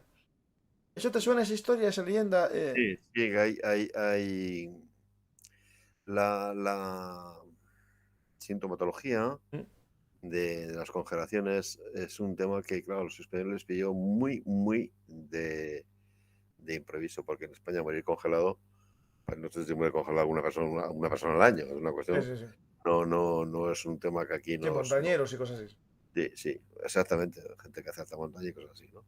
Entonces, no tenían ni idea de cómo combatir ese problema. Entonces, sí que te entra una especie es que dependía un poco de la persona. Bueno, claro. A mucha gente lo que le producía era un amodorramiento, Sí, una, el una, sueño por congelación, eso es cierto, sí. una debilitación de la voluntad, una especie de encansinados que dicen en mi pueblo, ¿no? Mm. Un cansinismo que no. Entonces, no sabían los símbolos, los síntomas psicológicos variaban un poco, pero no sabían identificar, decir, mira, esto es un cobarde, ¿no? Esto lo quieres, o es un tío que quiere escaquearse, ¿no? Y es que está en ese estado de abatimiento que él lo controla porque es un efecto de frío. Pero ni siquiera los síntomas físicos, ¿no? muchas veces esta anécdota la cuentan infinidad de visionarios que iban por una callejuela en una de estas aldeas rusas y que de pronto una rusa coge un taco de nieve en la mano y se pone a restregarle las orejas o la nariz. Pero, esta tía. Y les estaba evitando la congelación. Claro, si me estoy congelando, no debe ser muy bueno que me apliquen nieve. Ellos lo saben seguro. Ellos lo sabían perfectamente. Entonces lo cuentan muchísimos, y cuando ya se corrió la voz, decían, que el ruso tranquilo, deja que lo haga porque él sabe qué es lo que hay que hacer, ¿no? Sabe que ese es el procedimiento. Pero claro, muchas de las bajas por enfermedad, por congelación, en el primer invierno, se debieron a una absoluta falta de preparación a este respecto. Los médicos aprendieron un montón aquí. Hay un caso muy curioso, muy llamativo. Este se alistó como siempre soldado, un falangista de Madrid que era cirujano. Cuando se alistó para Rusia ya tenía una clínica de cirugía abierta en Madrid. No será. No. Armando Muñoz Calero. No, vale, no. Porque es que iba a decir una cosa, a ver si se me fue la pinza. El padre Julio Iglesias fue, ¿no? No, No. el padre no. Ah. Se apuntó, pero no fue. Vale. Pero Algo me sonaba. no fue porque, entre otras cosas, porque su tío, que estaba de oficial, lo echó para atrás. Vale, pero me suena a mí la historia de... Sí. Vale. Es que se habían apuntado los 3 hermanos y dijo, oye, que vayamos 2 ya basta, Sí, ¿no? como que no me muráis los 3. Un soldado Ryan, ¿no? Sí. Bueno, ahora me he perdido. ¿Por qué estás contando esto? Bueno, sí. Este Armando Muñoz Calero se alistó como siempre soldado, ¿vale? Pero tenía un cirujano famoso. Y cuando le dicen, pero tío, Armando, ¿qué demonios haces tú pegando tiros en una trinchera? Venga, deja hacer el imbécil. Lo sacan de la trinchera y con el cirujano, montan con él un equipo quirúrgico, médicos especializados en cirugía, que atentos estaban como él de soldados. Belmonte, Rivera, Belmonte era de la vista, Rivera era de aparato respiratorio. Bueno, monta un equipo quirúrgico, el doctor Armando Muñoz Calero. Un tío bastante famoso porque después fue presidente de la Federación Española de Fútbol. Bueno, te lo digo porque vuelve de Rusia y publica un libro que se llama Congelaciones, que durante muchos años va a ser el único manual que exista en España para el tema de las congelaciones. Porque claro, ha visto centenares de casos, y ha tomado fotos de todo, ha tomado apuntes de todo, y es que este era un tema que en España... Entonces, está el tema de las congelaciones y lo que dice tu oyente tiene mucha razón, porque el tema de las congelaciones, con ser grave, muy grave, y a veces ocasionarte mutilaciones o incluso la muerte, estadísticamente es irrelevante comparado con el tema de las enfermedades pulmonares. El número de divisionarios que regresaron con enfermedades pulmonares graves es muy alto y el número de los que murieron como consecuencia de las enfermedades pulmonares más o menos pronto, después de regresar de Rusia, es muy elevado. Hubo gente que aguantó muchos años y que, bueno, fue trasteando. Pero gente que dices, ¿y este tío cómo muere en el año 50 o el año 53 o el año 52? O incluso hay gente que muere en el año 44 o 45, enfermedades pulmonares debidas al frío en Rusia. Que esto es un tema que, claro, nunca se va a poder, digamos, computar. Porque cuando uno es herido en combate o pasa por un hospital médico, eso genera un montón de burocracia y queda constancia. Pero cuando uno vuelve a España, es desmovilizado, abandona su relación con el ejército y se muere a los 3 años víctima de una enfermedad pulmonar, eso ya no se registra en ninguna parte. Más que si alguien tuviera los métodos para decir, vamos a ver qué le ha pasado a los 40.000 divisionarios que volvieron de España. Y te encontrarías que, y no creas que te exagero, estoy extrapolando a partir de datos que yo conozco, que haya a lo mejor unos 1.500 señores que mueren en los 5 o 6 años siguientes a volver de Rusia por enfermedades pulmonares, no es ningún disparate. Te estoy extrapolando a partir de datos que yo conozco. Es decir, para este conjunto de 20 divisionarios que son de esta localidad, tengo estos 3 casos. Luego voy a extrapolar y son muchos. Entonces, tu oyente seguro que el abuelo le contó. Mm, Hablando de que ya hablas de muertes, ¿no? Eh, ¿Cuánto, del total hablando de cifras, si no hablamos de ellas, en total, de todos los relevos que hubo de la División Azul, antes de que apareciese la Legión Azul, que es otro elemento distinto, eh, ¿de cuánta gente podemos estar hablando en total en todos los relevos y cuántos muertos? mm. La cifra total de voluntarios ya es complicada de establecer. Y la razón es la siguiente. Tú dices, bueno, pues chicos, no es tan difícil, ¿no? Tenemos el contingente inicial, pum, pum, esta cifra. Sabemos los que van en cada batallón de marcha, pum, pum, pues sumamos. Sí, pero es que hay más datos. Hay muchas expediciones pequeñas, ¿eh?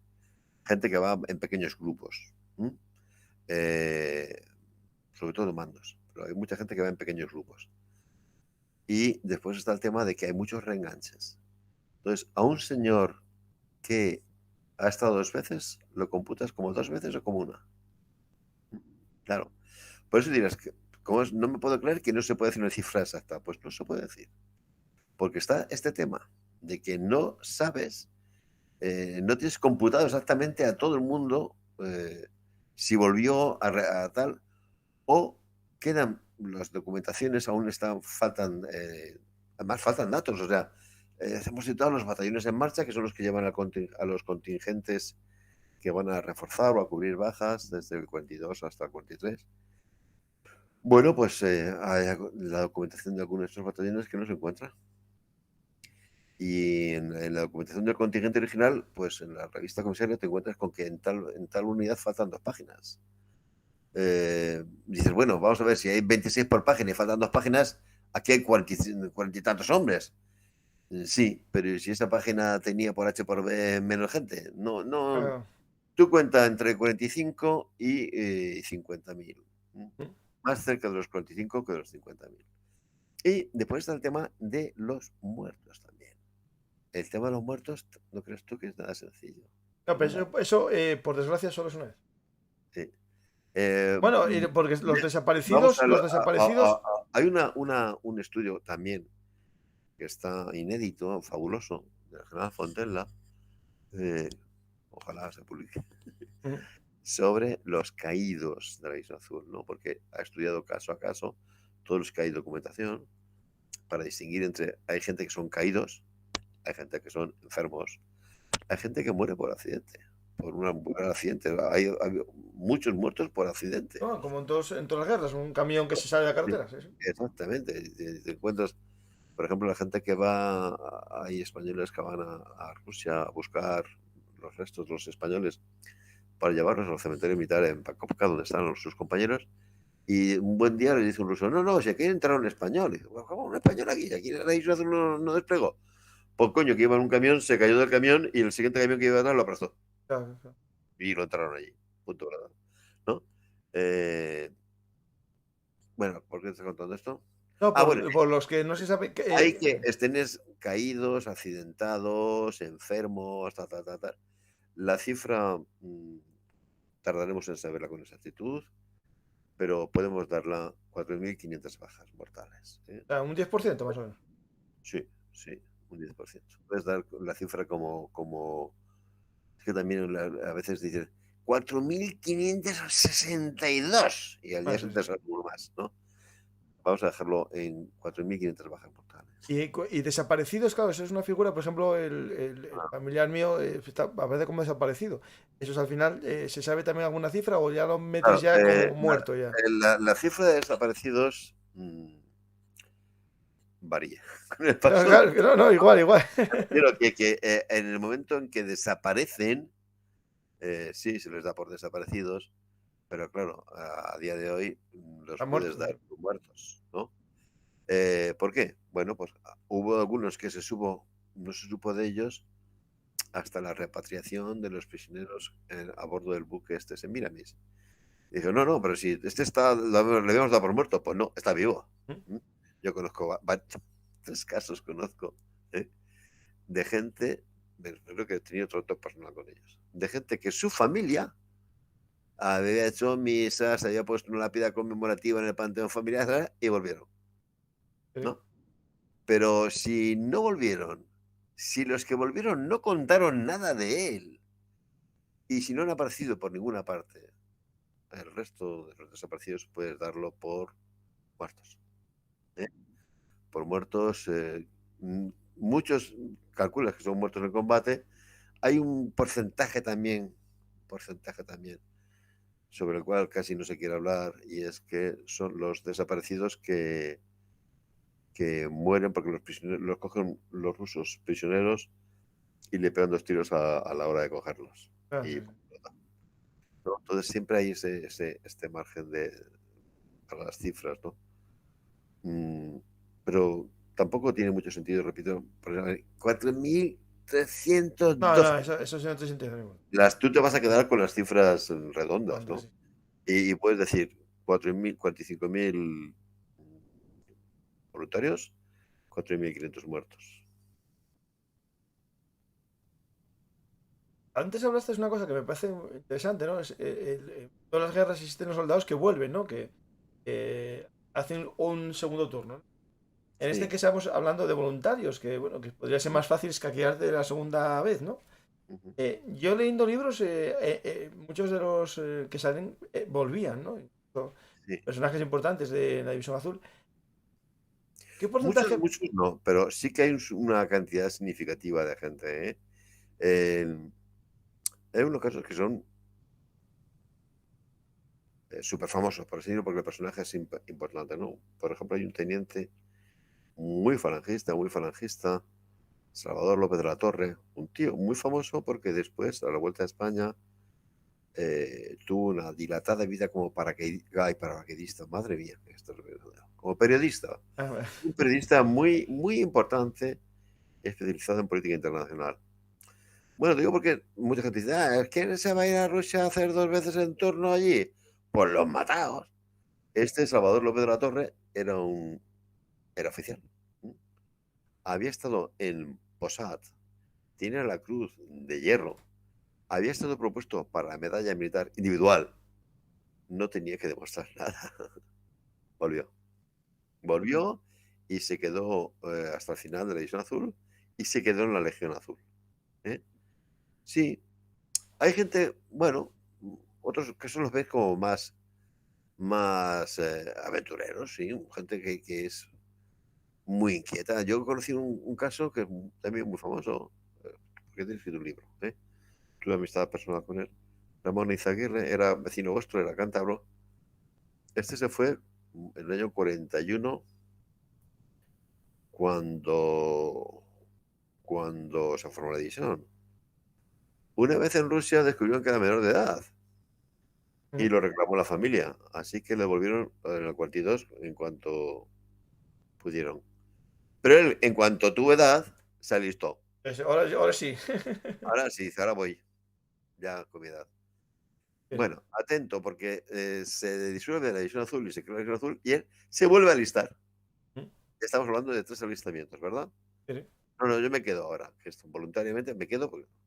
Pero atento, porque vuelve a España y como me parece que ha pegado pocos tiros, se va y cruza la frontera y se une a las unidades clandestinas de voluntarios españoles que estaban organizando los alemanes, ¿no? Esas son, digamos, las de la última defensa de estas compañías españolas. Este en concreto es en una unidad que operó con una división de montaña en el Cárpatos, los Cárpatos, Ah, sí, sí, sí.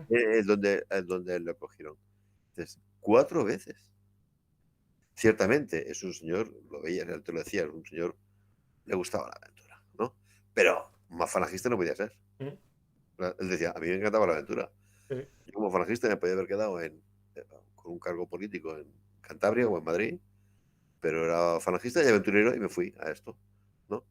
Entonces, muchos, bueno, son porque son muy, muy, muy creyentes en las ideas. Otros quizás prima más en ello la búsqueda de las sensaciones fuertes. Ese es otro fenómeno típico de las guerras. A los combatientes les genera un cierto desapego, ¿eh?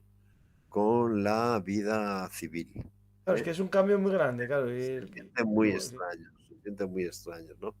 Hace nada, una revista de las que tenemos en España, de historia militar, Ares, ha publicado el número anterior la historia de un soldado de División Azul, tal Roberto Merique Echevarría Alcorta, que como ya puedes imaginar es vasco. Sí, sí. Bueno, está en la División Azul, si no me equivoco, firma 2 veces, 2 compromisos, y vuelve a España y acaba lista extranjera francesa y va a morir en Vietnam. ¿No?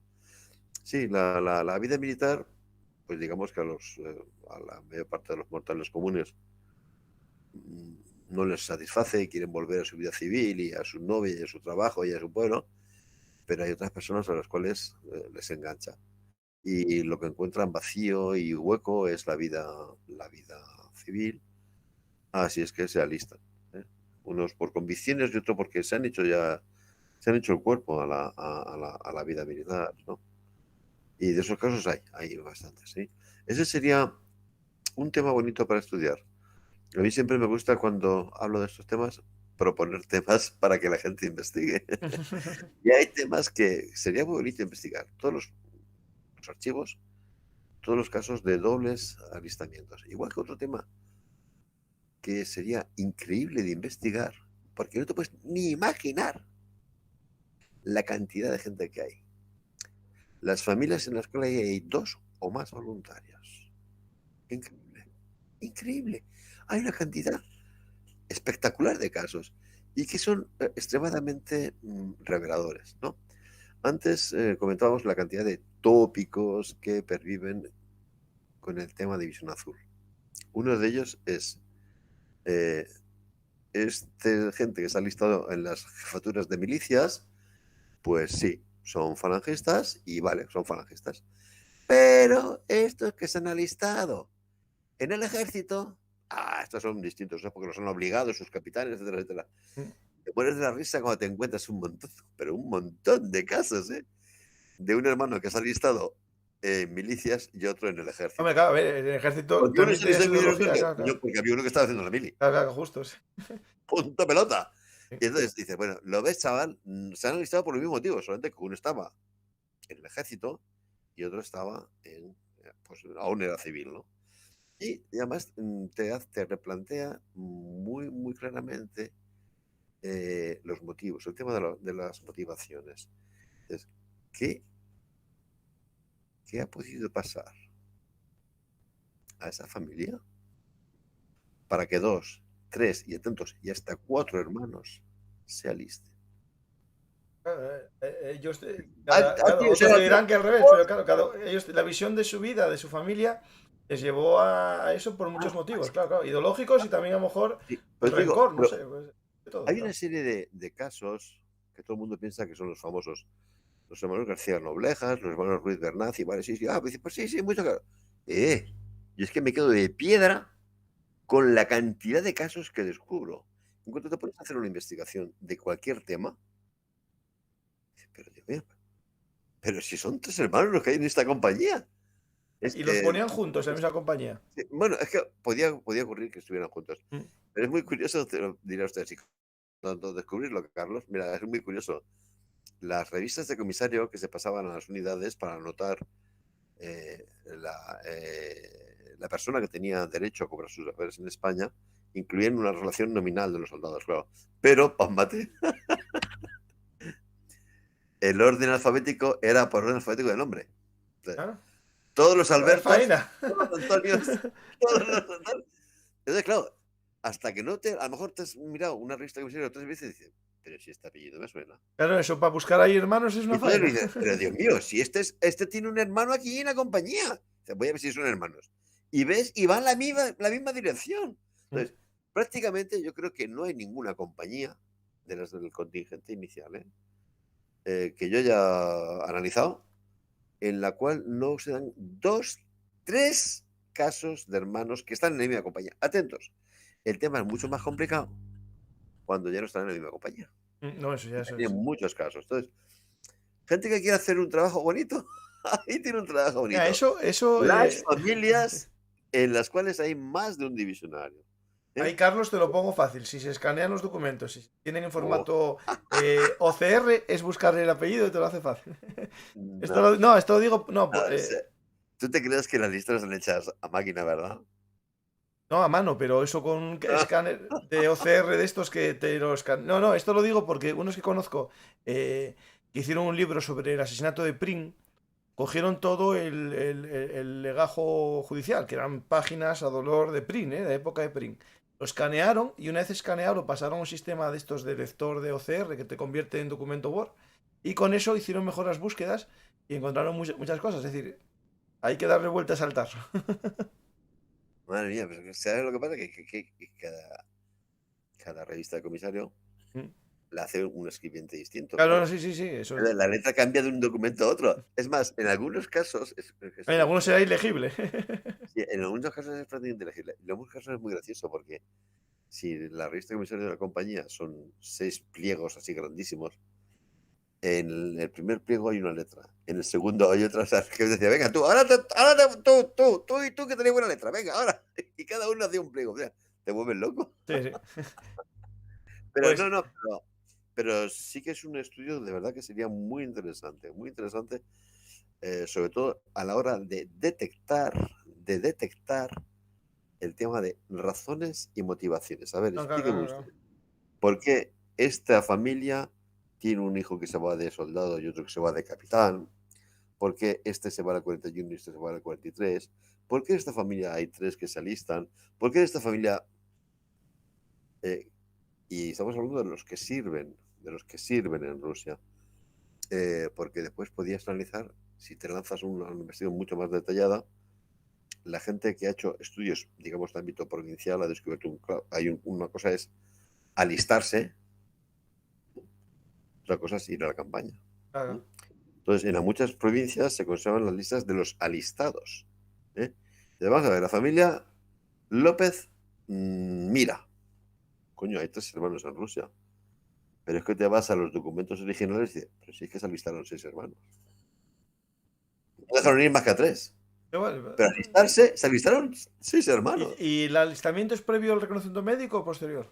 No, el alistamiento, sobre todo en el primer contingente, tú te alistabas allí. Eso va, tal. Es que yo vi imágenes como una especie de reconocimiento.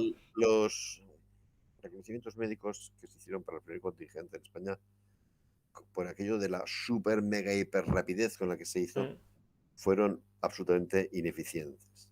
Mucha gente no tenía que haber ido a Rusia porque no tenían las cualidades físicas apropiadas. Pero había un entusiasmo tan desbordante que, bueno, pues mira, los pobres médicos, además, eso te lo cuentan más de uno. Dice, no, no, yo es que le amenacé al médico que o me daba a mí el permiso para irme o le pegaba 2 hostias. Pues ya está. Yo, pues, mira, Sí, dice, toma, en márchate. los contingentes, en los batallones en marchas, claro, como ya no tenía esa urgencia, se hacían los médicos más exhaustivos. Y sobre todo, como ya digo, el tema de la sanidad de la División Azul es el que mejor tenemos estudiado. Los mismos mandos divisionarios se dieron cuenta de que en el primer contingente habían tenido un problema y es mucha gente que no tenía las condiciones físicas apropiadas. De tal manera que lo que hicieron ellos fue enviar desde el mismo frente a la base que tenían ellos en Alemania, en la ciudad de Hof, el depósito de Hof, un destacamento de médicos de la división que eso sí que sabía muy bien las condiciones físicas que había que tener. Entonces, mucha gente que había pasado reconocimiento médico en España y lo había superado, lo que llegaban, cuando llegaban a Hof, le decían, pero este tío no me aguanta a mí en Rusia, que ya sé que esta gente que ha tenido esto, y muchísima gente la devolvían en Hof, porque se mandó allí un destacamento de médicos, te digo, que tenían experiencia directa del frente ruso. Y dijeron, no, no, este tío no me va a aguantar a mí los 35 grados bajo cero. No, no, claro. No, no me lo va a aguantar, ¿no? Y se devolvió mucha gente por razones médicas. Sí. Y en el primer contingente, por la urgencia y por la prisa, mucha gente que no tenía que haber ido fue. Lo cual fue un problema. Hay siempre un problema, primero porque fallece el soldado y aparte porque se pierden hombres en sacarlo del frente, llevarlo a un hospital de Sí, sí, campaña, sí, sí, claro, sí. sí, sí. Sí, sí. Hay una pregunta que están aquí en el chat debatiendo muy interesante sobre el armamento de la División Azul.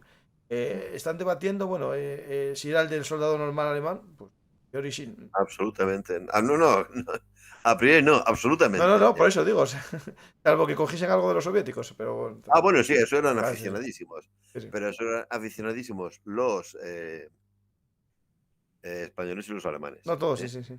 Sí, los mandos alemanes, no. Los mandos alemanes, sobre todo los mandos logísticos, tenían un horror a la pasión que tenían los españoles, los soldados españoles o alemanes por las subfusiles soviéticos, por los PPSH. Eso les horrorizaba porque esa es una máquina que consume munición por un tubo. Entonces ellos querían el típico soldadito muy bien instruido que maneja muy bien el fusil y que dispara 10 disparos, no el tío que coge las PPSH y lanza 100 Literal. disparos. No, Sí, eso, el alemán, de hecho, a mucha gente puede pensarlo, pero realmente la mayor parte de los soldados iban con fusil y solo el suboficial de la unidad tenía una ametralladora. un Una fusil, sí. metralleta, un subfusil. Sí. Pero no, el argumento es exactamente el mismo, ¿eh? Es Mm. exactamente el mismo. No. Hay gente, para que te hagas una idea, mm, es que es muy fácil caer en la maledicencia por caer. Hay en el frente de Leningrado a la División Azul le dieron los alemanes unos obuses Schneider de botín de guerra.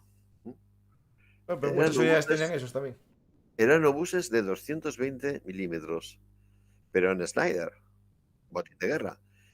Dice, mira, bah, les daban material francés de botín de guerra. Bah, como no los querían para nada.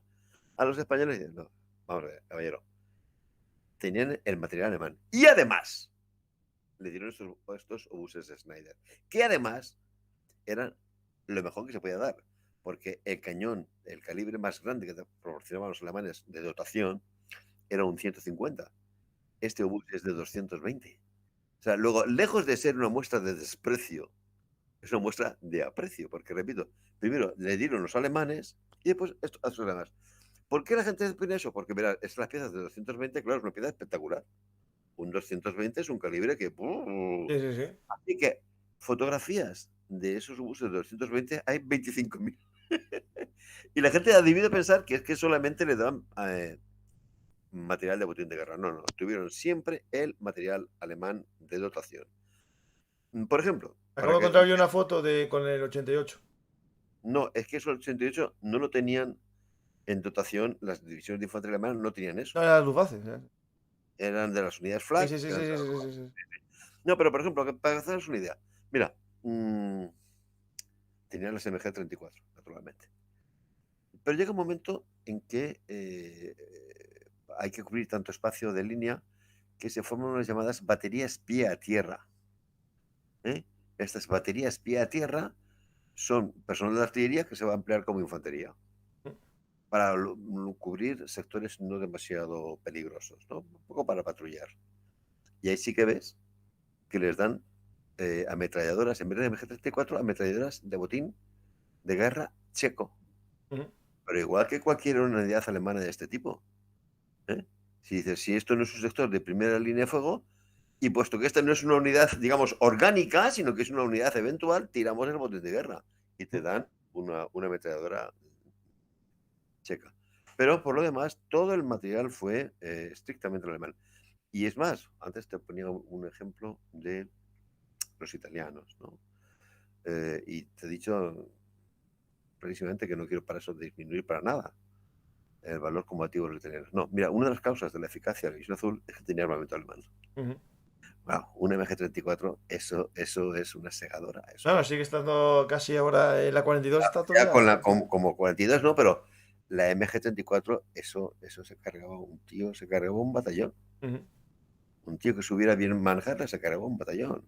Entonces, ¿por qué las unidades españolas pueden resistir, combatir mejor que lo que podemos ver en unidades italianas o unidades rumanas que despliegan en el frente del este? Hay varios factores. Uno de ellos es que las unidades rumanas o italianas no están dotadas con armamento alemán y la División Azul, sí. Luego no te quepa la duda, todo el armamento era el normalizado alemán. El que se les dio aparte de botín de guerra fue para reforzar su capacidad.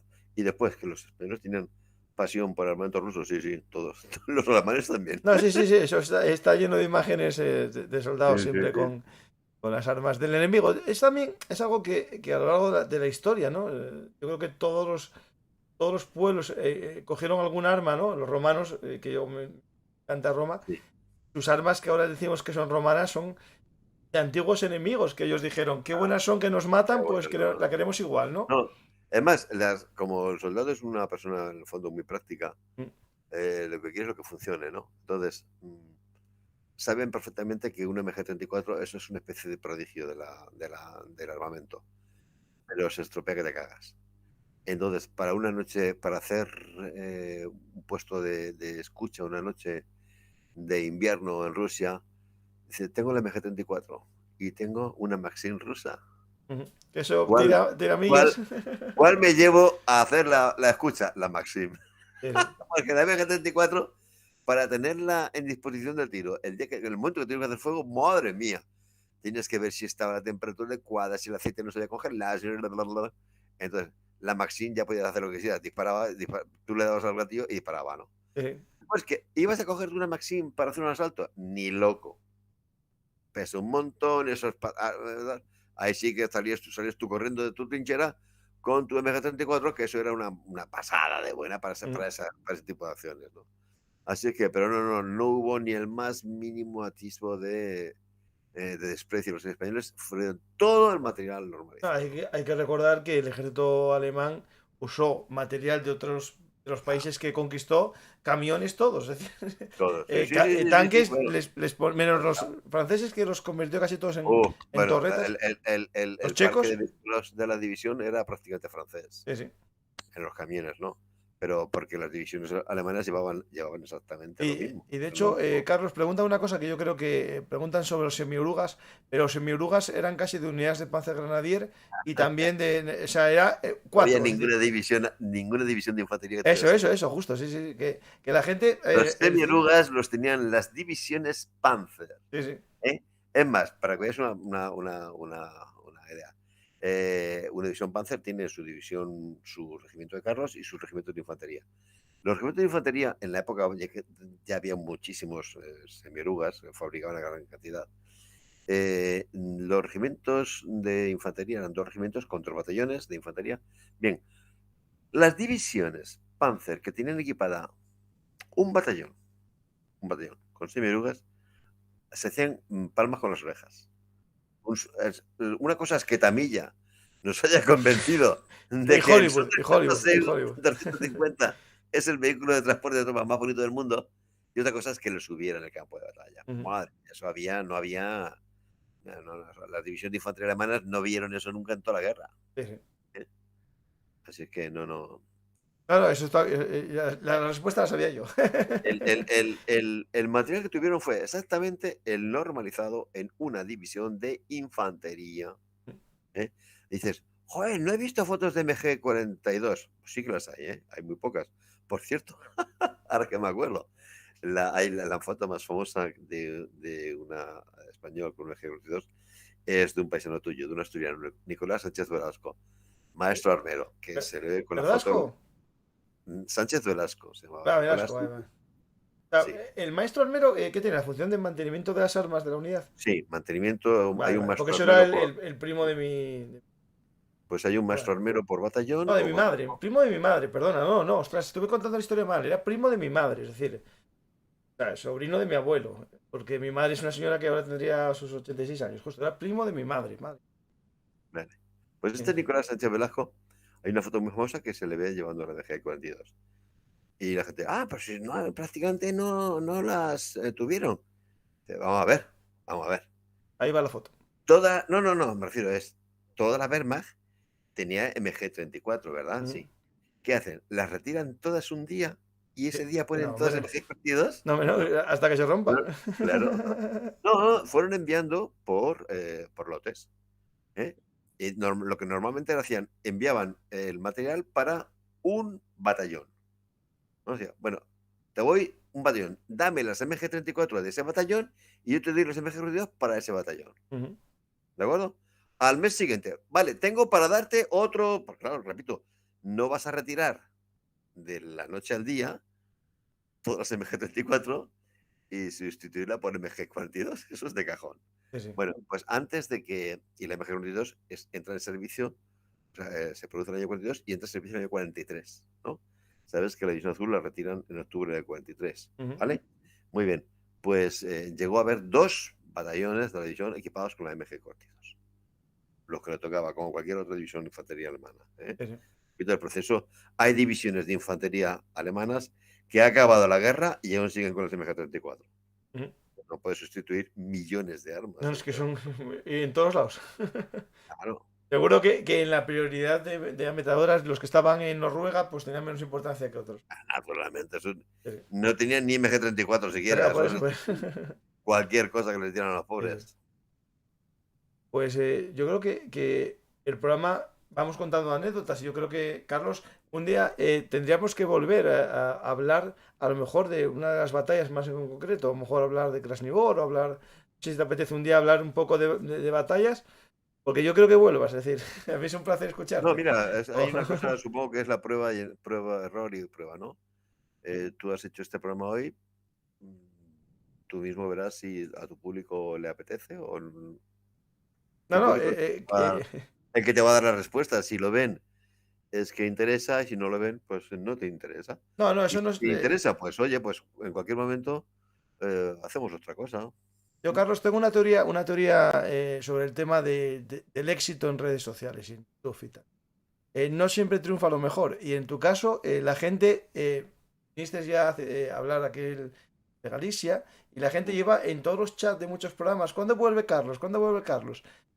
Al final, por desgracia, a veces en el mundo este de YouTube y tal, que un vídeo tenga éxito depende de muchas variables.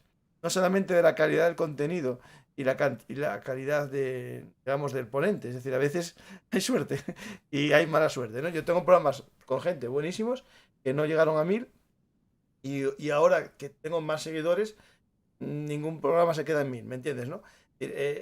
Eso es una variable, pero para mí es el contenido, ¿eh? Yo creo que contigo la gente aprende, la gente disfruta de la historia, que es la idea, y como sé que sabes de toda la Segunda Guerra Mundial, pues de lo que te apetezca. Hablamos ahora, off the record, de una fecha, porque por suerte tengo lo que se dice la tarjeta, la parrilla y la tarjeta de baile muy llena hasta noviembre, con 3 programas semanales. Pero bueno, yo un cuarto puedo añadir una semana. Todas no, porque mi mujer me va a poner el papel. Ahora, pues vete para el frente ruso tú. Pero bueno, es un placer. Lo que te pidan tus seguidores de tu programa. Ahí en los seguidores tengo digamos, los que son la gente que apoya mediante el Patreon, para que no dependamos solo de la publicidad, porque la publicidad es injusta. Porque al final hay programas que tienen éxito y te dan 15 euros y otros te dan 5, ¿no? Y otros te dan nada, ¿no? Yo no quiero que esto sea buscando ese tipo de éxito, ¿no? Yo creo que el éxito está en que la gente aprenda.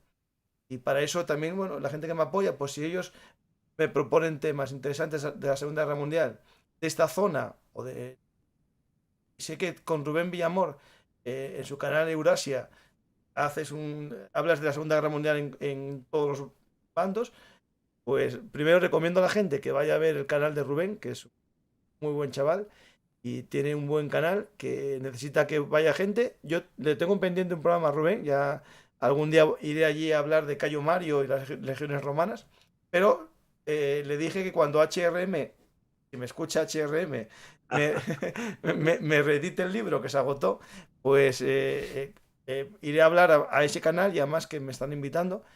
Y lo mismo, pues Rubén ya va a volver dentro de poco. Rubén va a venir aquí a hablar del libro que comentabas tú, de la guerra chino-japonesa. Sí. Y entonces, bueno, tú estás invitado, Carlos, cuando quieras y cuando tú puedas. Aquí está tu casa.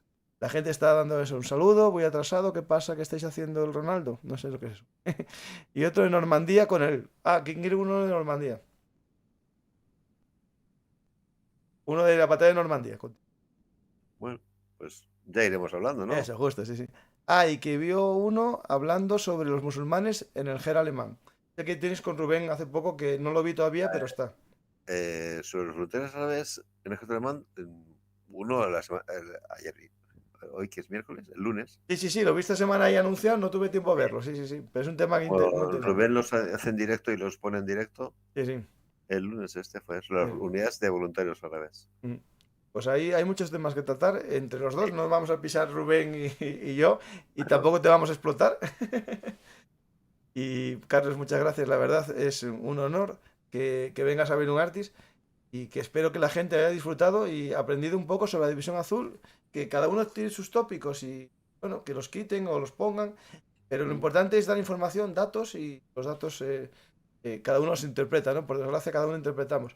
No hace mucho hice uno con Joaquín Rivera Chamorro, y tiene un canal también de Camino a la Guerra Civil, tiene muchos de la Guerra de África, la Guerra Civil todavía no se metió, está con muchos programas de Camino a la Guerra Civil, y hicimos un programa sobre la Revolución de Asturias del 34.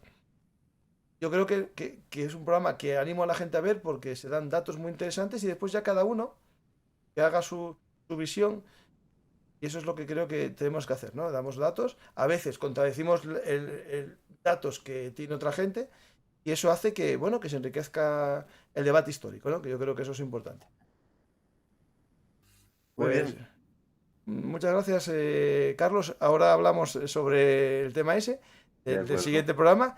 Pues gracias a ti y gracias al público que haya tenido la paciencia de aguantar, porque no sé cuánto tiempo estamos hablando. Hay bastantes. Ahora mismo hay 150 personas que para mí son bastantes en directo. Madre mía, qué paciencia. Sí. Eso, cuando la gente presentábamos libros, yo presenté uno en Madrid y había 20 y pico personas, me dijeron, un éxito, que aquí estuvo una escritora hace poco muy famosa, no voy a decir el nombre, que había 5. Ay, qué bien, mira. Pero claro, reunir 150 personas, 200, 300 en un directo de YouTube, a ver, es complicado porque en la realidad no consigues tanta gente en una sala hablando de la División Azul o hablando de un tema de historia. Sí.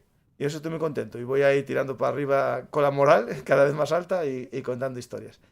Pues Carlos, a la gente le animo que lean tus libros, porque no puedo hablar solo del libro de la División Azul, tengo aquí ahora mismo delante de mí en la pantalla, sino que tienes muchos y que la gente busque por ahí tus libros en Osprey, que es una editorial muy potente. Yo creo que ¿quién no tiene un libro de Osprey en casa, ¿no? De los que amamos la historia.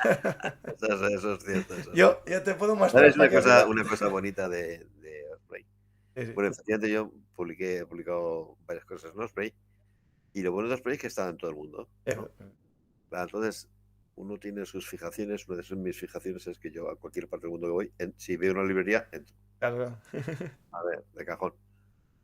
Entonces, estando en Colombo, en Sri Lanka, vi una librería y dije, pues voy a entrar. ¿Y cuál fue mi sorpresa cuando vi que tenían libros de Osprey? Y tenían algún libro mío. Me hizo una ilusión tan loca. No, normal. Y Dios mío, en Colombo. Mira, Así que yo ahora ya hace tiempo que no escribo con Osprey. Sí. Pero le estaré eternamente agradecido a esa editorial, porque me sirvió eso para darme a conocer mucho. Sí. Y yo mismo me quedaba pasmado, digo, pero es que te conoce todo el mundo porque estás en Osprey, ¿no? Claro. Entonces, repito, ya hace muchísimo tiempo que no trabajo con ellos, pero le guardo un respeto tremendo, un cariño tremendo. Y bueno, ¿quién no tiene libros de Osprey? Porque en efecto dan una calidad, la relación precio-calidad. Y bueno, ya teniendo en cuenta que es un tipo de formato, que es para unas hojas limitadas, aprendes mucho en esas hojas y tienen... Sí. Una calidad de información, una calidad de imágenes, de láminas. Las ilustraciones son muy buenas. Y sí, sobre todo eso dice, bueno, además dice, guerra napoleónica, pues es que lo tienes todo. Guerra de Roma, lo tienes todo. Guerra mundial, lo tienes todo. Eso dices, madre mía. Hay gente que, vamos, que los colecciona, pues eso, de una manera compulsiva, ¿no? Porque es una gran editorial. No, es que a ver, si quieres tener todos, no hay dinero que te dé. Yo, por ejemplo, compré muchos de la traducción en español que salía por fascículos en kioscos. Esos son los que tengo muchísimos. Y después, lo típico de que vas a segunda mano y tiene ahí un paisano, que será cuando me pasa a mí y vaya a otra vida, mi hija coja un metro y diga, a ver, ¿cuántos libros tenía mi papá? y los venda. Hay un Pues, amigo que dice que la solución para eso es que volvamos a los enterramientos vikingos, enterrarnos con nuestros libros bueno, y pues una una pira funeraria con nuestros libros. una opción, o hacer una fundación, una biblioteca. Ya nadie quiere libros. Vete, No, ya, vete sí. a donar libros a una biblioteca. Sí, sí. Te los echan en la cara. Nadie quiere libros. Claro, por desgracia, yo intento en este programa, uno de los objetivos que tengo es dar a conocer libros y que la gente lea. Por eso siempre me gusta traer historiadores, escritores que hablen de su libro y que den a conocer que la lectura es muy bonita. Y conseguí, viendo el chat, gente que se enganchó a leer, ¿eh? Y dijo, ¿eres culpable de que haya vuelto a leer? Dije, no, culpable no. Admito la culpa. Me declaro culpable. Pues mira, y eso que decías de visitar una librería y ver si estás ahí. Yo, eso me pasó cuando creé el blog Belugartis, ya en el 2011, que ya hice 11 años. Me acuerdo en el viaje de novios a Nueva York, entrar en internet, que no había el móvil, aquella no iba a internet, en la biblioteca pública de Nueva York, para que tuviese una entrada desde Nueva York. Era cuando el blog mío tenía una bola del mundo, iba viendo puntitos. Y después cuando los blogs iban bien antes y había muchas visitas, llegué a tener gente que me entraba todos los días desde Nueva York, ¿no? Y eso me venía yo arriba, ¿no? Pues ahora en el canal este de YouTube al final es lo mismo, es decir, el objetivo de que nos vea gente de todo el mundo y decir, mira, nos están viendo desde Bangladesh, mira. Pues claro, eso mola. Pues hay gente que nos está viendo desde Hispanoamérica, ahora mismo, Chile, desde muchos sitios, están ahí enganchados a tu conversación, muy amena, o sea que Carlos, ahí en eso podemos estar tranquilos. Pues muchas gracias, Carlos. Voy a despedirme un momento de la gente y hablamos ya fuera de... De acuerdo. Un saludo para todos los oyentes. Hola a todos, de nuevo, espero que os haya gustado esta historia hablada con Carlos Caballero Jurado sobre la División Azul. Y como siempre, recordaros que si os ha gustado esta historia, nos podéis apoyar en todos los sistemas de micromecenazgo que tenemos, en iVoox, YouTube o podcast, en patreon.com, perdonar. Y también podéis lucir las camisetas que yo estoy llevando en muchos programas, estas camisetas tan monas y históricas, que están a la venta en BHM Shop, S-H-O-P, bhmshop.app. En YouTube tenéis muchas veces en los vídeos, cuando veáis un vídeo abajo, saldrán unas camisetas muy monas. Pues el que quiera una paz de verano y llevarla orgulloso el amor por la historia, pues tiene esas camisetas ahí. Y nada más, iré subiendo diseños que se me vayan ocurriendo en tiempos que tenga y espero que os gusten. Y sobre todo, ya que estoy hablando de las camisetas, dar las gracias a Miguel Morales Palacios, que deja los cuadros que él pinta para lucirlos en las camisetas. Por lo tanto, muchas gracias, Miguel. Y nada más, hasta la próxima historia hablada, que será dentro de poco. Muchas gracias a todos y que tengáis unos buenos días y unas buenas noches.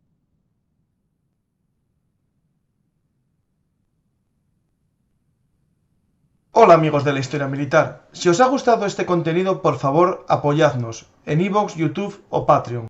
Recordad que Bellum Artis es vuestro canal de Historia Militar y trabajamos para daros los mejores contenidos.